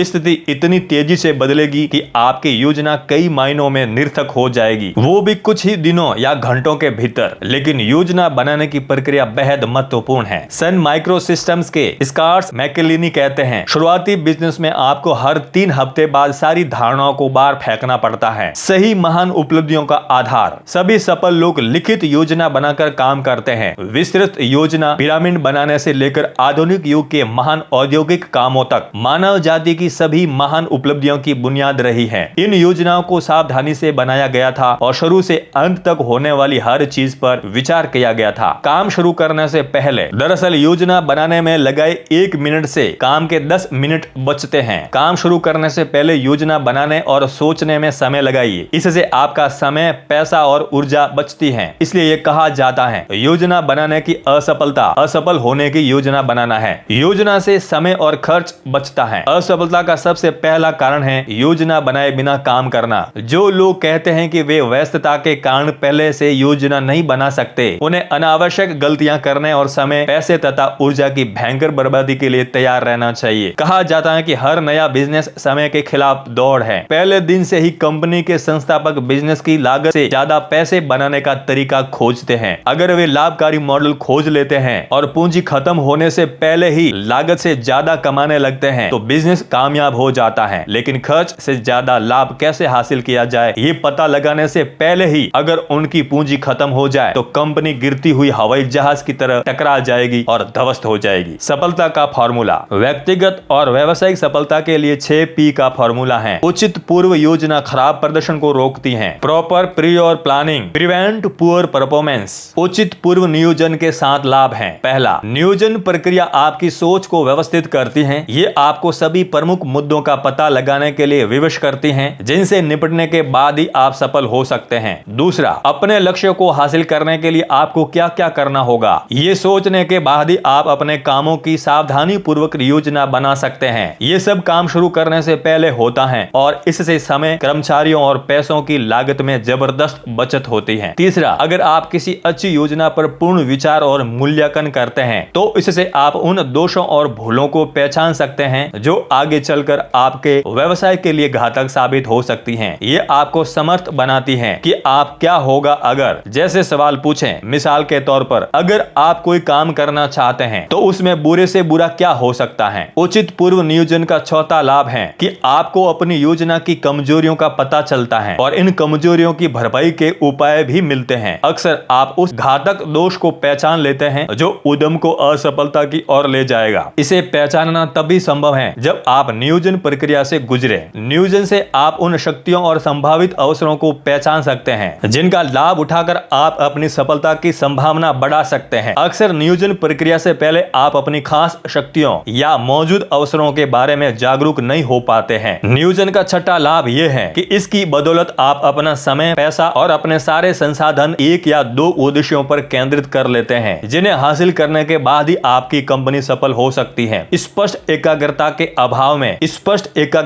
अभाव में आपकी ऊर्जा बहुत सी जगहों पर बिखर जाएगी। परिणाम ये होगा कि आप बहुत कम हासिल कर पाएंगे। उचित नियोजन का 7वां लाभ ये है कि इससे अंततः घंटों, हफ्तों और महीनों की दुविधा, गलतियां, धन और ऊर्जा का नुकसान भी बचेगा। उचित नियोजन का 7वां लाभ ये है कि इससे अंततः घंटों, हफ्तों और महीनों की दुविधा, गलतियां, धन और ऊर्जा का नुकसान भी बचेगा। आप यहाँ से वहां नहीं पहुंच सकते। कई मामले में सावधानी पूर्वक नियोजन और विश्लेषण के बाद ये एहसास हो जाता है कि उपलब्ध समय, संसाधनों और परिस्थितियों में किसी खास लक्ष्य को हासिल करना संभव नहीं है। कभी कभी आपके कैरियर के सबसे अच्छे बिजनेस सौदे वे होते हैं जिन्हें आप करते ही नहीं हैं। कुछ साल पहले मैंने एक दौलतमंद आदमी के लिए काम किया जिन्होंने मुझे एक अविस्मरणीय सलाह दी। उन्होंने कहा था, किसी चीज के अंदर जाना हमेशा बाहर निकलने से ज्यादा आसान होता है। उन्होंने मुझे सिखाया कि सावधानी से सोचने का समय हमेशा संसाधनों और कर्मचारियों को समर्पित करने से पहले होता है, बाद में नहीं। अत्यावश्यक अनुशासन। नियोजन एक अनुशासन भी है और योग्यता भी। ये आदत भी है और क्षमता भी। मतलब यह है कि नियोजन एक ऐसी योग्यता है जिसमें आप दोहराव और अभ्यास के पारंगत बन सकते हैं। जितना आप सोचते हैं ये उससे ज्यादा आसान है।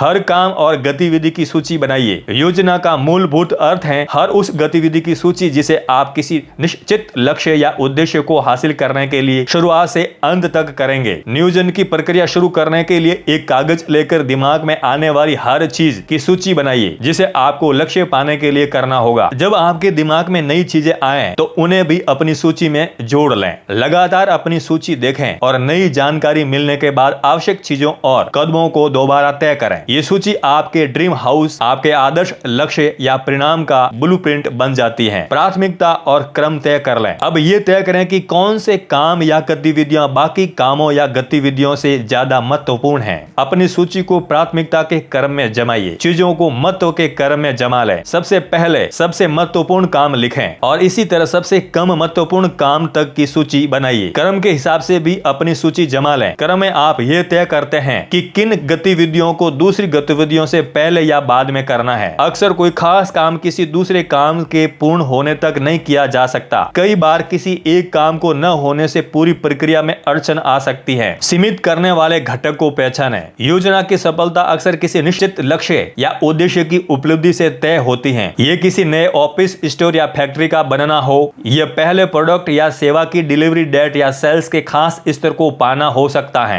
ये किसी अत्यंत महत्वपूर्ण काम के लिए प्रमुख व्यक्ति को नियुक्त करना हो सकता है। नियोजन प्रक्रिया आपकी योजना के अति महत्वपूर्ण तत्वों को पहचानने में मदद करती है। इससे आपका ज्यादातर समय तथा ध्यान सबसे महत्वपूर्ण कामों और गतिविधियों पर केंद्रित रहता है, जिन्हें करने पर ही सफलता मिल सकती है। शुरुआत में असफलता अपेक्षित है। कोई भी योजना पहली बार ही आदर्श नहीं बनती। किसी नई चीज को हासिल करने की अधिकांश योजना शुरुआत में बार बार असफल होगी। आपको इसकी अपेक्षा रखनी ही चाहिए। काम की योजना बनाते समय फीडबैक लेने और सुधार करने की योग्यता आपकी सफलता के लिए अनिवार्य है। पूछते रहे क्या काम कर रहा है और क्या काम नहीं कर रहा है। इसके बारे में ज्यादा चिंता करें कि क्या सही है, इसके बारे में ज्यादा चिंता न करें कि कौन सही है। पुरानी कहावत याद रखें, दोबारा ड्राइंग बोर्ड पर चलो। जब भी आपकी योजना काम न करें तो आराम से बैठ जाइए, गहरी सांस खींचें और दोबारा योजना पर काम शुरू कर दें। समाधान पर ध्यान केंद्रित करें। जब भी आपके सामने कोई समस्या आए तो समाधान केंद्रित बनने का संकल्प करें। मुश्किलों को प्रक्रिया का हिस्सा मानें और उनसे प्रभावी ढंग से निपटने का संकल्प करें। अगर आप समय पर अपने लक्ष्य प्राप्त नहीं कर पा रहे हैं तो पूछें समस्या क्या है और कौन सी चीज समस्या है, समाधान क्या है और कौन सी चीज समाधान है। अब हम क्या कर सकते हैं, अगला कदम क्या है। जब आप किसी नए लक्ष्य पर काम शुरू करते हैं तो आपको तत्काल विपत्तियों, बाधाओं, मुश्किलों और अस्थायी असफलता का अनुभव होने लगता है। इसकी अपेक्षा रखनी चाहिए। ये सामान्य और स्वाभाविक है। किसी नई चीज को शुरू करने और सफल बनाने के लिए बहुत कोशिश की जरूरत होती है, लेकिन अपने लक्ष्य को हासिल करने के लिए आपको ये कीमत चुकानी ही होगी। कागज पर सोचें। हमेशा कागज पर सोचें। हर प्रक्रिया के हर पायदान की लगातार सूची और उप सूची बनाइए। अपनी योजना को लगातार अपडेट करते रहें और बार बार उसकी समीक्षा करें। उसे तब तक बेहतर बनाते रहें जब तक कि वो आदर्श न बन जाए। याद रखें, नियोजन एक योग्यता है।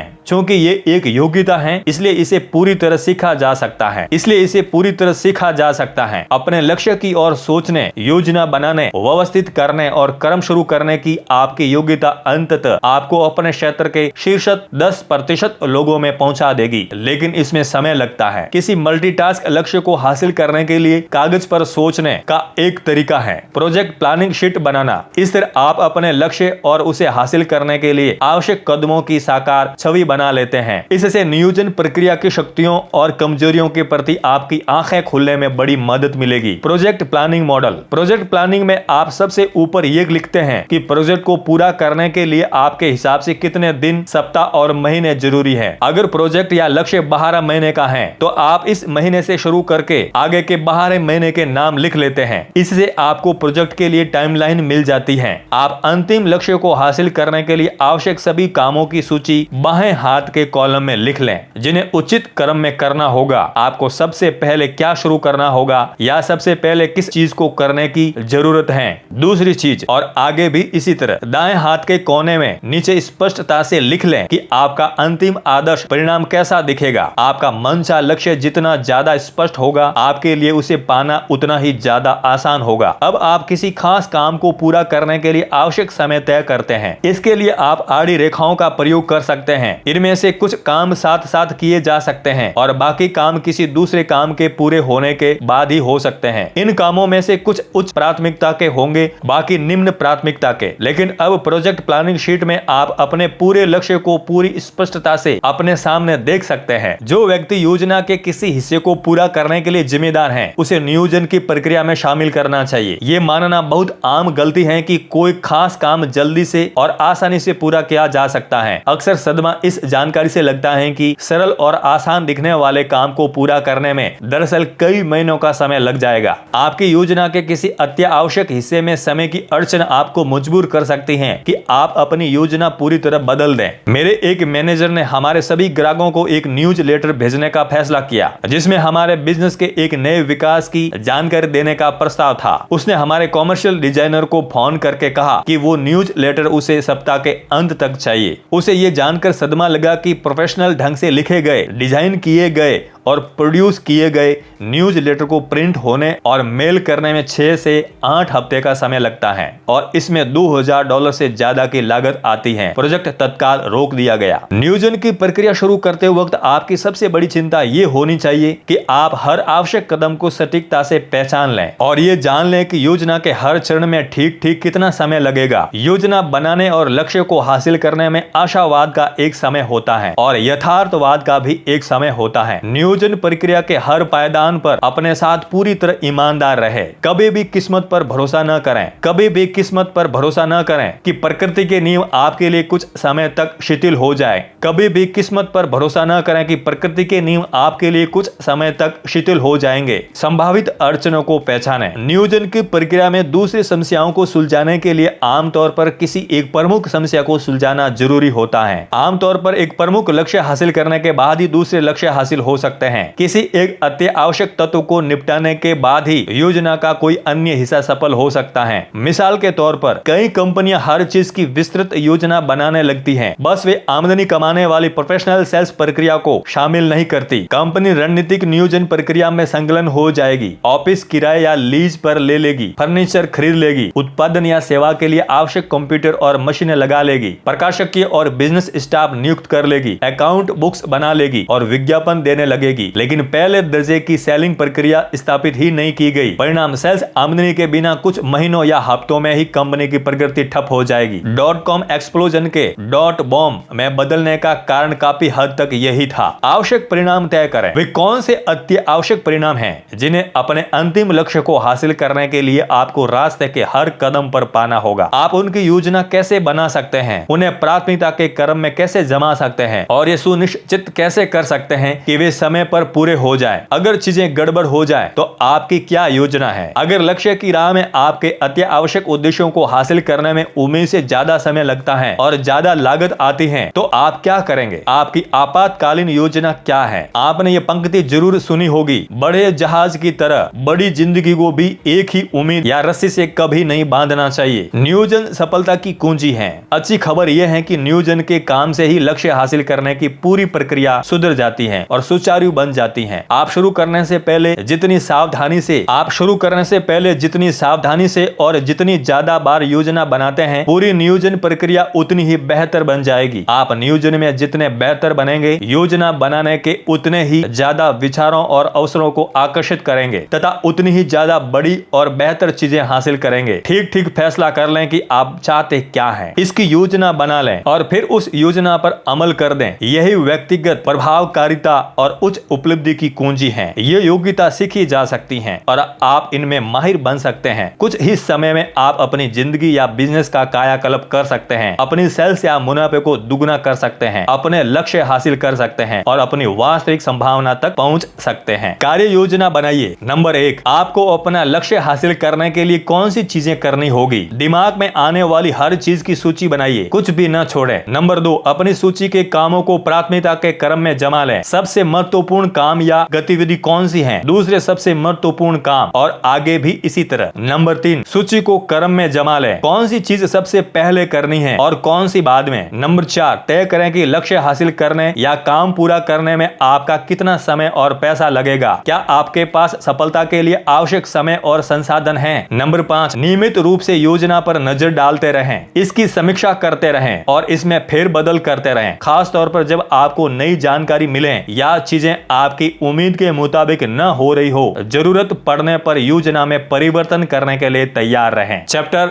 14, अपने समय का सही प्रबंधन करें। समय हमारे हाथ से रेत की तरह फिसल जाता है और दोबारा कभी लौट कर नहीं आता। जो लोग समय का इस्तेमाल समझदारी से करते हैं उन्हें समृद्ध, उपयोगी और संतुष्टदायक जीवन का पुरस्कार मिलता है। अपने सभी लक्ष्य हासिल करने के लिए और अपनी पूर्ण संभावना तक पहुंचने के लिए आपको अपने समय पर नियंत्रण रखना होगा। मनोवैज्ञानिक आमतौर पर इस बात से सहमत हैं कि नियंत्रण का एहसास खुशी, आत्मविश्वास, शक्ति और व्यक्तिगत सेहत की भावनाओं की कुंजी है, और ये एहसास तभी संभव है जब आप समय प्रबंधन की उत्कृष्ट योजना का अभ्यास करें। अच्छी खबर यह है कि समय प्रबंधन एक योग्यता है और किसी भी अन्य योग्यता की तरह इसे भी सीखा जा सकता है। अतीत में आप कितने ही अव्यवस्थित रहे हो और आप में टालम टोल करने या कम महत्वपूर्ण गतिविधियों में उलझे रहने की कितनी ही ज्यादा प्रवृत्ति हो, लेकिन आप बदल सकते हैं। आप अपने क्षेत्र के सबसे कार्यकुशल, प्रभावी और सफल व्यक्ति में से एक बन सकते हैं। बस इसके लिए आपको इतना कि दूसरे लोग दुविधा से स्पष्टता तक और कुंठा से एकाग्रता तक कैसे पहुंचे। दोहराव और अभ्यास द्वारा आप अपने क्षेत्र के सबसे ज्यादा परिणाम केंद्रित व्यक्तियों में से एक बन सकते हैं। चुनाव और निर्णय। अगर सफलता के सिक्के का सामने वाला हिस्सा स्पष्ट लक्ष्य रखने की योग्यता है, तो उसी सिक्के का दूसरा पहलू खुद को और अपना सबसे मूल्यवान काम करने की योग्यता है।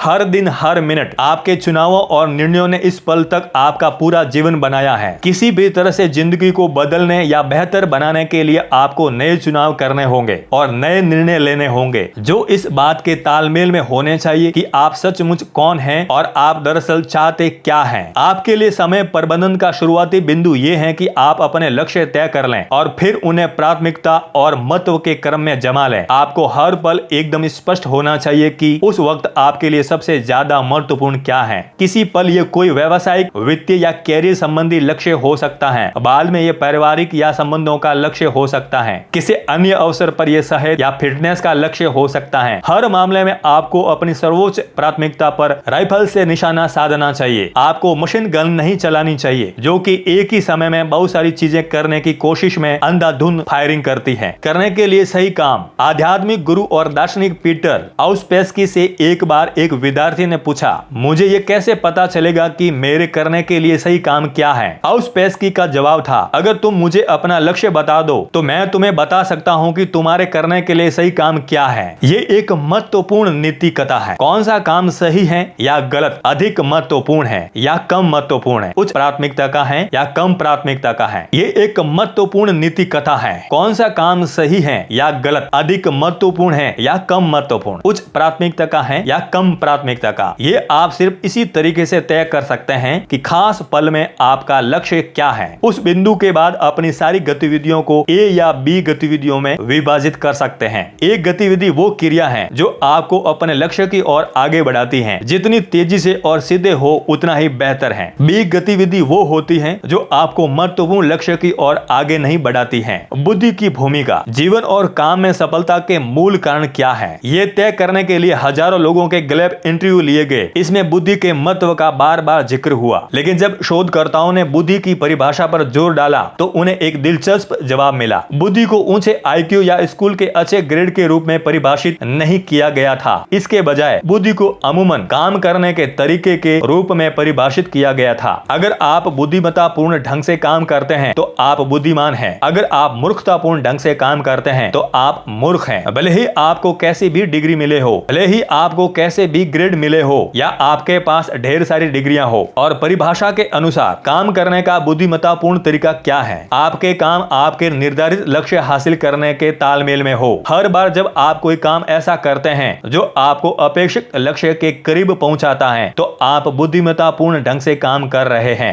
दूसरी तरफ काम करने का गैर बुद्धिमत्तापूर्ण तरीका वे काम करना है जो आपको अपने लक्ष्य की दिशा में न बढ़ा रहे हो, या इससे भी बुरी बात, लक्ष्यों से दूर पहुंचा रहे हो। साफ कहा जाए तो अपने निर्धारित लक्ष्य तक पहुंचने में मदद न करने वाला हर काम मूर्खतापूर्ण है। दुनिया ऐसे लोगों से भरी हुई है जो हर दिन मूर्खतापूर्ण ढंग से काम करते हैं और उन्हें एहसास भी नहीं होता है कि वे अपने जीवन पर कितना नकारात्मक प्रभाव डाल रहे हैं। अपने दीर्घकालीन लक्ष्य तय करें। समय प्रबंधन स्पष्टता से शुरू होता है। आप कागज लेकर बैठते हैं कि आप अपने जीवन के हर क्षेत्र में क्या हासिल करना चाहते हैं। आप वित्तीय सफलता, पारिवारिक सफलता या व्यक्तिगत सेहत और फिटनेस के अंतिम दीर्घकालीन लक्ष्यों को तय करते हैं। एक बार जब आप निशाना साधने के लिए लक्ष्य स्पष्ट कर लेते हैं तो इसके बाद आप वर्तमान पर लौट सकते हैं और हर दिन के हर घंटे और मिनट की योजना बना सकते हैं ताकि आप अपने सीमित समय में ज्यादा से ज्यादा हासिल कर सकें। सूची से शुरू करें। समय प्रबंधन का मूलभूत साधन प्राथमिकता के क्रम में बनी सूची है। सूची व्यक्तिगत प्रबंधन के लिए सतत उपयोगी साधन है। वैसे सच्चाई ये है कि आप समय का प्रबंधन नहीं कर सकते, आप तो सिर्फ अपना प्रबंधन कर सकते हैं। इसलिए समय प्रबंधन में आत्म अनुशासन, आत्म नियंत्रण और आत्म विजय की जरूरत होती है। समय प्रबंधन में इस बात की जरूरत होती है कि आप अपने जीवन और काम की गुणवत्ता बढ़ाने के लिए आवश्यक निर्णय लें और सर्वश्रेष्ठ चुनाव करें, फिर अपने निर्णयों पर अमल करें। आपको दीर्घकालीन, मध्यकालीन और अल्पकालीन लक्ष्यों व प्रोजेक्ट्स की सूचियों में अपने जीवन की योजना बनानी चाहिए। आपको हर महीने की योजना पहले से ही बना लेनी चाहिए। इसमें आपको उन चीजों की सूची बनानी चाहिए जो आप उस महीने में हासिल करना चाहते हैं। आपको अपने हर निर्धारित मल्टीटास्क काम के हर कदम की सूची बना लेनी चाहिए और फिर उस सूची को प्राथमिकता तथा क्रम के हिसाब से जमा लेनी चाहिए। Advance planning. अपने अगले सप्ताह की योजना आज से ही बनाइए। सबसे बेहतर यह रहेगा कि आप सप्ताह की योजना रविवार को बना लें। हर दिन की योजना भी पहले से बना लें, संभव हो तो एक रात पहले। जब आप अगले दिन करने वाले सभी कामों की सूची बना लेते हैं तो आपका अवचेतन मन उस सूची पर रात भर काम करता है। सुबह उठने पर आपके मन में अक्सर ऐसे विचार और बातें आती हैं जिनसे आपको अपनी उस सूची के काम निपटाने में मदद मिलती है। अपनी योजना को लिखने से आप आकर्षण के नियम को सक्रिय कर देते हैं। आप अपने जीवन में लोगों, अवसरों और संसाधनों को आकर्षित करने लगते हैं जिनकी मदद से आप अपने लक्ष्य हासिल कर सकते हैं और अपने कामों को सबसे अच्छे ढंग से पूरा कर सकते हैं। अत्यंत आवश्यक और महत्वपूर्ण में फर्क करें। अपने समय का प्रबंधन करने की प्रक्रिया में आपको अति आवश्यक और महत्वपूर्ण कामों में फर्क करना होगा। अति आवश्यक काम बाहरी दबावों और आवश्यकताओं से तय होते हैं। आपको उन्हें तत्काल करना होता है। ज्यादातर लोग अधिकांश दिन अति आवश्यक कामों पर प्रतिक्रिया करते रहते हैं, जैसे फोन कॉल, व्यवधान, आपातकालीन स्थितियां और अपने बॉस तथा ग्राहकों की मांगे। दूसरी तरफ महत्वपूर्ण काम वे हैं जो आपके दीर्घकालीन भविष्य में सबसे ज्यादा योगदान दे सकते हैं, जैसे योजना बनाना, अपने ग्राहकों का अध्ययन व शोध और शुरू करने से पहले अपनी प्राथमिकताएं तय करना। फिर ऐसे काम आते हैं जो न तो अति आवश्यक हैं न ही महत्वपूर्ण हैं, जैसे फोन की घंटी बजना या किसी सहकर्मी के साथ गपशप। चूंकि ये चीजें कामकाज के दिन के दौरान होती हैं, इसलिए उन्हें वास्तविक काम मानने की गलती करना आसान है। बहरहाल फर्क ये है कि इनका कोई सार्थक परिणाम नहीं मिलता। चाहे आप कितनी ही अति आवश्यक लेकिन महत्वहीन गतिविधियों में संलग्न हो, आप अपने काम या कंपनी में कोई योगदान नहीं देते हैं। चौथी श्रेणी में वे काम शामिल हैं जो न तो अति आवश्यक हैं न ही महत्वपूर्ण, जैसे ऑफिस में अखबार पढ़ना या लंच में ज्यादा समय लगाना। ये गतिविधियां आपके कैरियर को बहुत नुकसान पहुंचाती हैं क्योंकि वे उस समय को खा जाती हैं जिनका इस्तेमाल करके आप वे परिणाम पा सकते थे जिनके लिए आपको भुगतान दिया जाता है और जिन पर आपका भविष्य निर्भर करता है। परिणामों पर विचार करें। किसी खास काम या गतिविधि का मूल्य तय करने वाले सबसे महत्वपूर्ण शब्द हैं परिणाम। मूल्यवान और महत्वपूर्ण काम वो हैं जिसके पूरा होने या न होने के गंभीर परिणाम होते हैं। किसी काम या गतिविधि के संभावित परिणाम जितने बड़े होते हैं वो उतना ही ज्यादा महत्वपूर्ण होता है। अगर किसी काम के परिणाम बहुत कम होंगे तो वो खास महत्वपूर्ण नहीं है। इसलिए समय प्रबंधन में आपको ऐसे कामों में ज्यादा समय लगाना चाहिए जो आपके जीवन और काम पर सबसे ज्यादा असर डाल सकते हैं। 80-20 का नियम लागू करें। जब आप आने वाले दिन के कामों की सूची तैयार कर लें तो अपनी सूची की समीक्षा करें और शुरू करने से पहले 80-20 का नियम लागू करें। 80-20 का नियम कहता है कि आपकी 20% गतिविधियां 80% महत्वपूर्ण होती हैं। अगर आपके पास 10 कामों की सूची है तो उनमें से 2 काम बाकी 8 कामों से ज्यादा मूल्यवान होंगे, भले ही आप उन सभी को मिला लें। 10 में से 2 कामों के संभावित परिणाम बाकी 80% कामों से ज्यादा होंगे। इस मामले में कई बार तो 90-20 का नियम भी लागू होता है। अक्सर 10 कामों की दैनिक सूची का एक काम बाकी सभी से ज्यादा मूल्यवान होता है। दुर्भाग्य से अक्सर इसी काम को करने में आप सबसे ज्यादा टालमटोल करते करते हैं। रचनात्मक टालमटोल का अभ्यास करें। जब आप अपने शीर्ष 20% कामों को पहचान लें तो आप बाकी में रचनात्मक टालमटोल का अभ्यास कर सकते हैं। क्योंकि आप हर काम नहीं कर सकते, इसलिए आपको किसी न किसी काम को तो टालना ही होगा। इकलौता सवाल यह है कि आप किस काम को टालेंगे। जवाब आसान है, उन 80% कामों को टालें जो आपके मनचाहे लक्ष्य और परिणामों में बहुत कम योगदान देते हैं। अपना समय और ध्यान उन 1-2 कामों को पूरा करने पर केंद्रित करें जो सबसे ज्यादा फर्क डाल सकते हैं। प्राथमिकता तय करने की एक और विधि है ABCDE विधि। इस विधि के लिए आवश्यक है कि आप शुरू करने से पहले अपने कामों की सूची की समीक्षा करें और हर एक के सामने ABCD या E लिख लें। यह अभ्यास शुरू करने से पहले अपने कामों के बारे में सोचने भर से ही आपकी कार्य कुशलता और प्रभावकारिता नाटकीय रूप से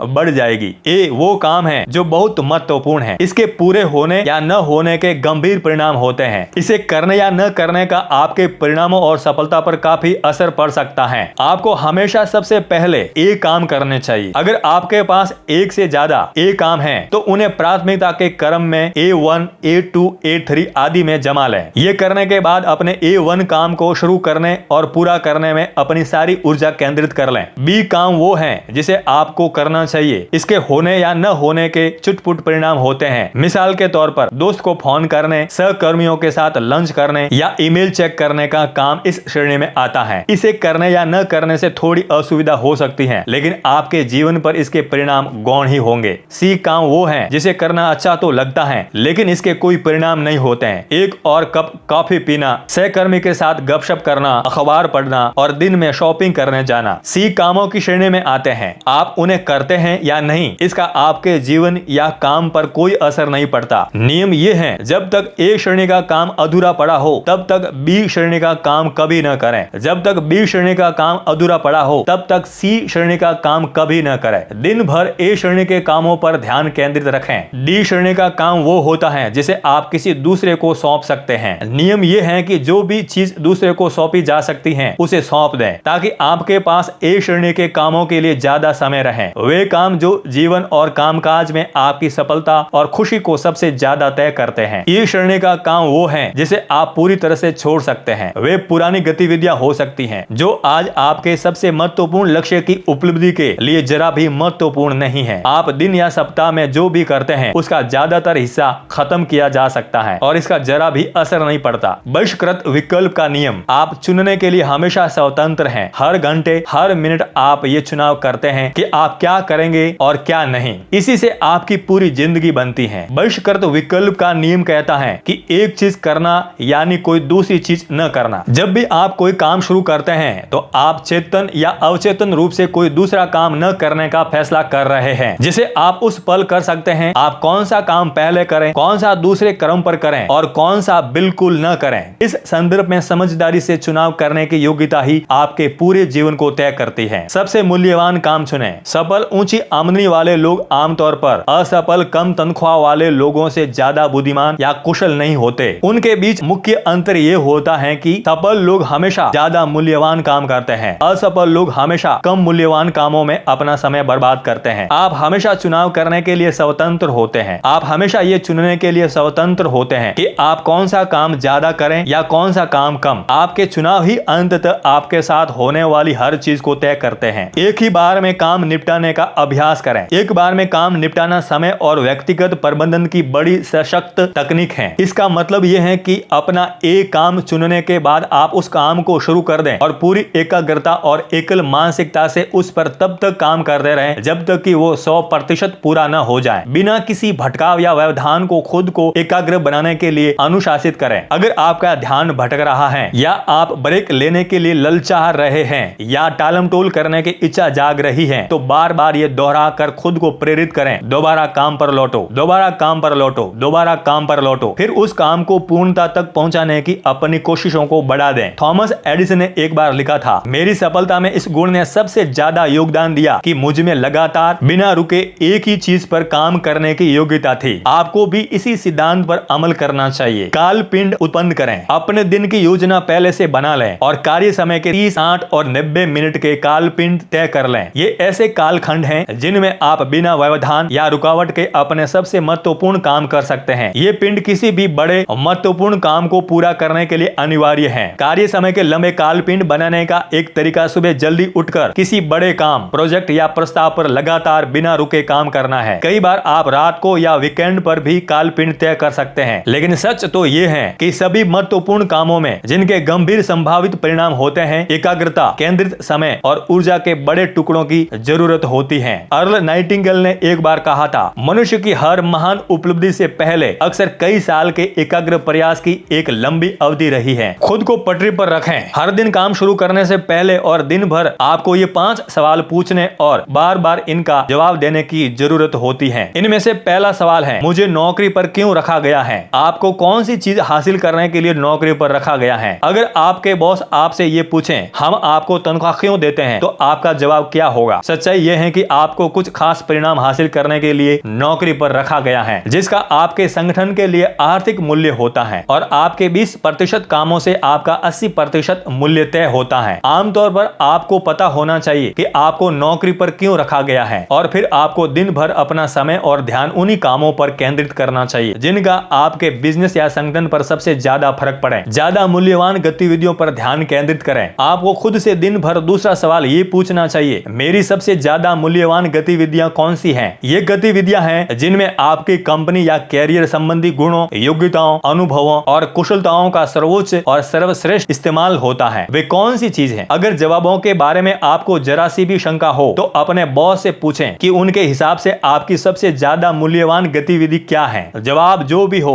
दिन भर वही काम करने के लिए समर्पित हो जाए। अपने प्रमुख परिणाम क्षेत्रों पर काम करें। आपको खुद से दिन भर तीसरा सवाल ये पूछते रहना चाहिए, मेरे प्रमुख परिणाम क्षेत्र क्या है? जैसा कि हमने पहले भी जिक्र किया है, आपके प्रमुख परिणाम क्षेत्र वे काम हैं जिन्हें आपको उत्कृष्ट अंदाज में हर हालत में पूरा करना होगा। तभी आप अपने सबसे महत्वपूर्ण परिणाम हासिल कर सकते हैं। उन्हीं से काम में आपकी सफलता या असफलता काफी हद तक तय होती है। आपको इनमें से हर काम को स्पष्टता से पहचान लेना चाहिए और फिर प्रत्येक में अपना सर्वश्रेष्ठ प्रदर्शन करने पर ध्यान केंद्रित करना चाहिए। इसके अलावा आपको हर दिन हर प्रमुख परिणाम क्षेत्र में बेहतर बनने पर भी ध्यान केंद्रित करना चाहिए। याद रखें, आपकी सबसे कमजोर प्रमुख योग्यता से ही वो ऊंचाई तय होती है जिस पर आप अपनी बाकी योग्यताओं का इस्तेमाल कर सकते हैं। किसी क्षेत्र में सिर्फ एक कमजोरी के कारण पीछे न रुके रहें, खास तौर पर तब जब आप उस चीज को सीख सकते हैं जिसकी जरूरत आपको उस खास क्षेत्र में उत्कृष्ट बनने के लिए होगी। फर्क डालें। आपको खुद से दिन भर चौथा सवाल ये पूछना चाहिए, वो कौन सी चीज है जिसे मैं और सिर्फ मैं ही कर सकता हूँ, जिसे अच्छी तरह से करने से मेरी कंपनी पर सच्चा फर्क पड़ेगा। यह खुद को एकाग्र बनाए रखने और पटरी पर कायम रखने के लिए बड़ा अच्छा सवाल है। वो कौन सी चीज है जिसे आप और सिर्फ आप ही कर सकते हैं और जिससे आपके कैरियर पर सबसे ज्यादा फर्क पड़ सकता है। एक बार फिर अगर आपको जवाब के बारे में शंका हो तो अपने बॉस से पूछ लें। कई बार तो उन्होंने इसके बारे में जरा भी नहीं सोचा होगा, लेकिन जब आप दोनों एक दो कामों पर सहमत हो जाते हैं तो बाकी सभी चीजों से ज्यादा फर्क डालेंगे। तो आपको अपनी सारी ऊर्जा उन खास कामों को फटाफट और अच्छी तरह से करने में लगा देनी चाहिए। इससे आपको अपने कैरियर में जितनी मदद मिलेगी उतनी किसी दूसरे निर्णय से नहीं मिलेगी। सबसे महत्वपूर्ण सवाल, समय प्रबंधन का 5वां और शायद सबसे अच्छा सवाल यह है, मेरे समय का इस वक्त सबसे मूल्यवान उपयोग क्या है? लक्ष्य निर्धारण, व्यक्तिगत नियोजन और समय प्रबंधन की सभी तकनीकों और विधियों का लक्ष्य इस सवाल का सटीक जवाब देने में आपकी मदद करना है। हर दिन हर मिनट जब आप बार बार यह सवाल पूछने और इसका जवाब देने के लिए खुद को अनुशासित कर लेते हैं और आपको यकीन होता है कि आप जो भी कर रहे हैं वही इस सवाल का जवाब है, तो आप अपने आसपास के लोगों से 2-3 गुना ज्यादा हासिल करने लगेंगे। आप ज्यादा उपयोगी बन जाएंगे, आप ज्यादा मूल्यवान काम करने लगेंगे और अपने आसपास के लोगों से ज्यादा परिणाम पाने लगेंगे। अपने समय के सबसे मूल्यवान उपयोग के आधार पर काम करने के लिए खुद को अनुशासित करें, चाहे ये उस पल जो भी हो। आपकी सफलता तय है। प्रबलता से परिणाम केंद्रित बने। अंतिम विश्लेषण में उच्च उत्पादकता और प्रदर्शन की कुंजी ये है, उन गिने चुने कामों में बेहतर बनने के लिए खुद को समर्पित करें जो आपके अधिकांश परिणामों के लिए जिम्मेदार हैं। साथ ही वे काम दूसरों को सौंपना, आउटसोर्स करना और खत्म करना सीखें जो आपके परिणामों और पुरस्कारों में बहुत कम योगदान देते हैं। जैसा कि गेटे ने कहा था, सबसे महत्वपूर्ण चीजों को सबसे महत्वहीन चीजों की दया पर कभी नहीं छोड़ना चाहिए। शायद समय प्रबंधन के क्षेत्र में सबसे अच्छा एकमात्र शब्द है नहीं। जब भी समय की कोई ऐसी मांग दिखे जो उस पल आपके समय का सबसे मूल्यवान इस्तेमाल न हो तो बस नहीं कह दे। समय प्रबंधन की आदतें डालें। अच्छी बात यह है कि समय प्रबंधन प्रबंधन एक ऐसी योग्यता और अनुशासन है जिसे आप अभ्यास के साथ सीख सकते हैं। सफलता का एक नियम ये है, अच्छी आदतें डालें और उनमें माहिर बन जाएं। दैनिक अभ्यास के साथ आप समय प्रबंधन के क्षेत्र में उत्कृष्ट बन सकते हैं। दिन शुरू करने से पहले अपने कामों की सूची बना लें। इस सूची को प्राथमिकता के क्रम में बनाइए। अति आवश्यक को महत्वपूर्ण से अलग कर लें और 80-20 नियम या ABCDE विधि का इस्तेमाल करें। अपने सबसे महत्वपूर्ण काम को चुन लें और फिर फौरन उसे करने लगे। खुद को पूरी एकाग्रता से उस एक काम या गतिविधि पर अनुशासित करें जब तक कि वो 100% पूरी न हो जाए। जब भी आप कोई महत्वपूर्ण काम पूरा कर सकते हैं तो आपको हर बार खुशी और उच्च आत्मसम्मान का ज्वार महसूस होगा। आप ज्यादा ऊर्जावान और शक्तिशाली महसूस करेंगे। आप ज्यादा खुश और अपने जीवन के ज्यादा नियंत्रण बड़े काम को शुरू करने और उसे पूरा करने के लिए भी ज्यादा प्रेरित होंगे। जब भी आप धीमे हो रहे हो या आपकी टालमटोल या विलंब करने की इच्छा हो रही हो तो खुद से कहें, इसे अभी करो, इसे अभी करो, इसे अभी करो। तत्कालिकता का एहसास लाइए, कर्म की प्रवृत्ति जगाइए, शुरू करें, जुटे रहें और तेजी से काम करें। खुद को अपना सबसे महत्वपूर्ण काम चुनने के लिए अनुशासित करें। फौरन इसमें जुट जाइए और इसे तब तक करते रहे जब तक कि ये पूरा न हो जाए। समय प्रबंधन की ये आदतें आपके जीवन के हर हिस्से में शिखर प्रदर्शन की कुंजियां हैं। अपने समय का सही प्रबंधन करें। नंबर 1, आप आगे आने वाले महीनों या वर्षों में क्या बनना, करना या पाना चाहते हैं उसकी सूची बना लें। अपनी सूची का विश्लेषण करें और उन कामों को चुन लें जिनका आपके जीवन पर सबसे ज्यादा संभावित परिणाम हो सकता है। नंबर 2, रात को अपने अगले दिन की हर काम की सूची बना लें। सोते वक्त अपने अवचेतन मन को अपनी सूची पर काम करने दें। नंबर 3, 80-20 के नियम और ABCDE विधि का इस्तेमाल करके अपनी सूची को प्राथमिकता के क्रम में जमा लें। शुरू करने से पहले अति आवश्यक को कम आवश्यक से और महत्वपूर्ण को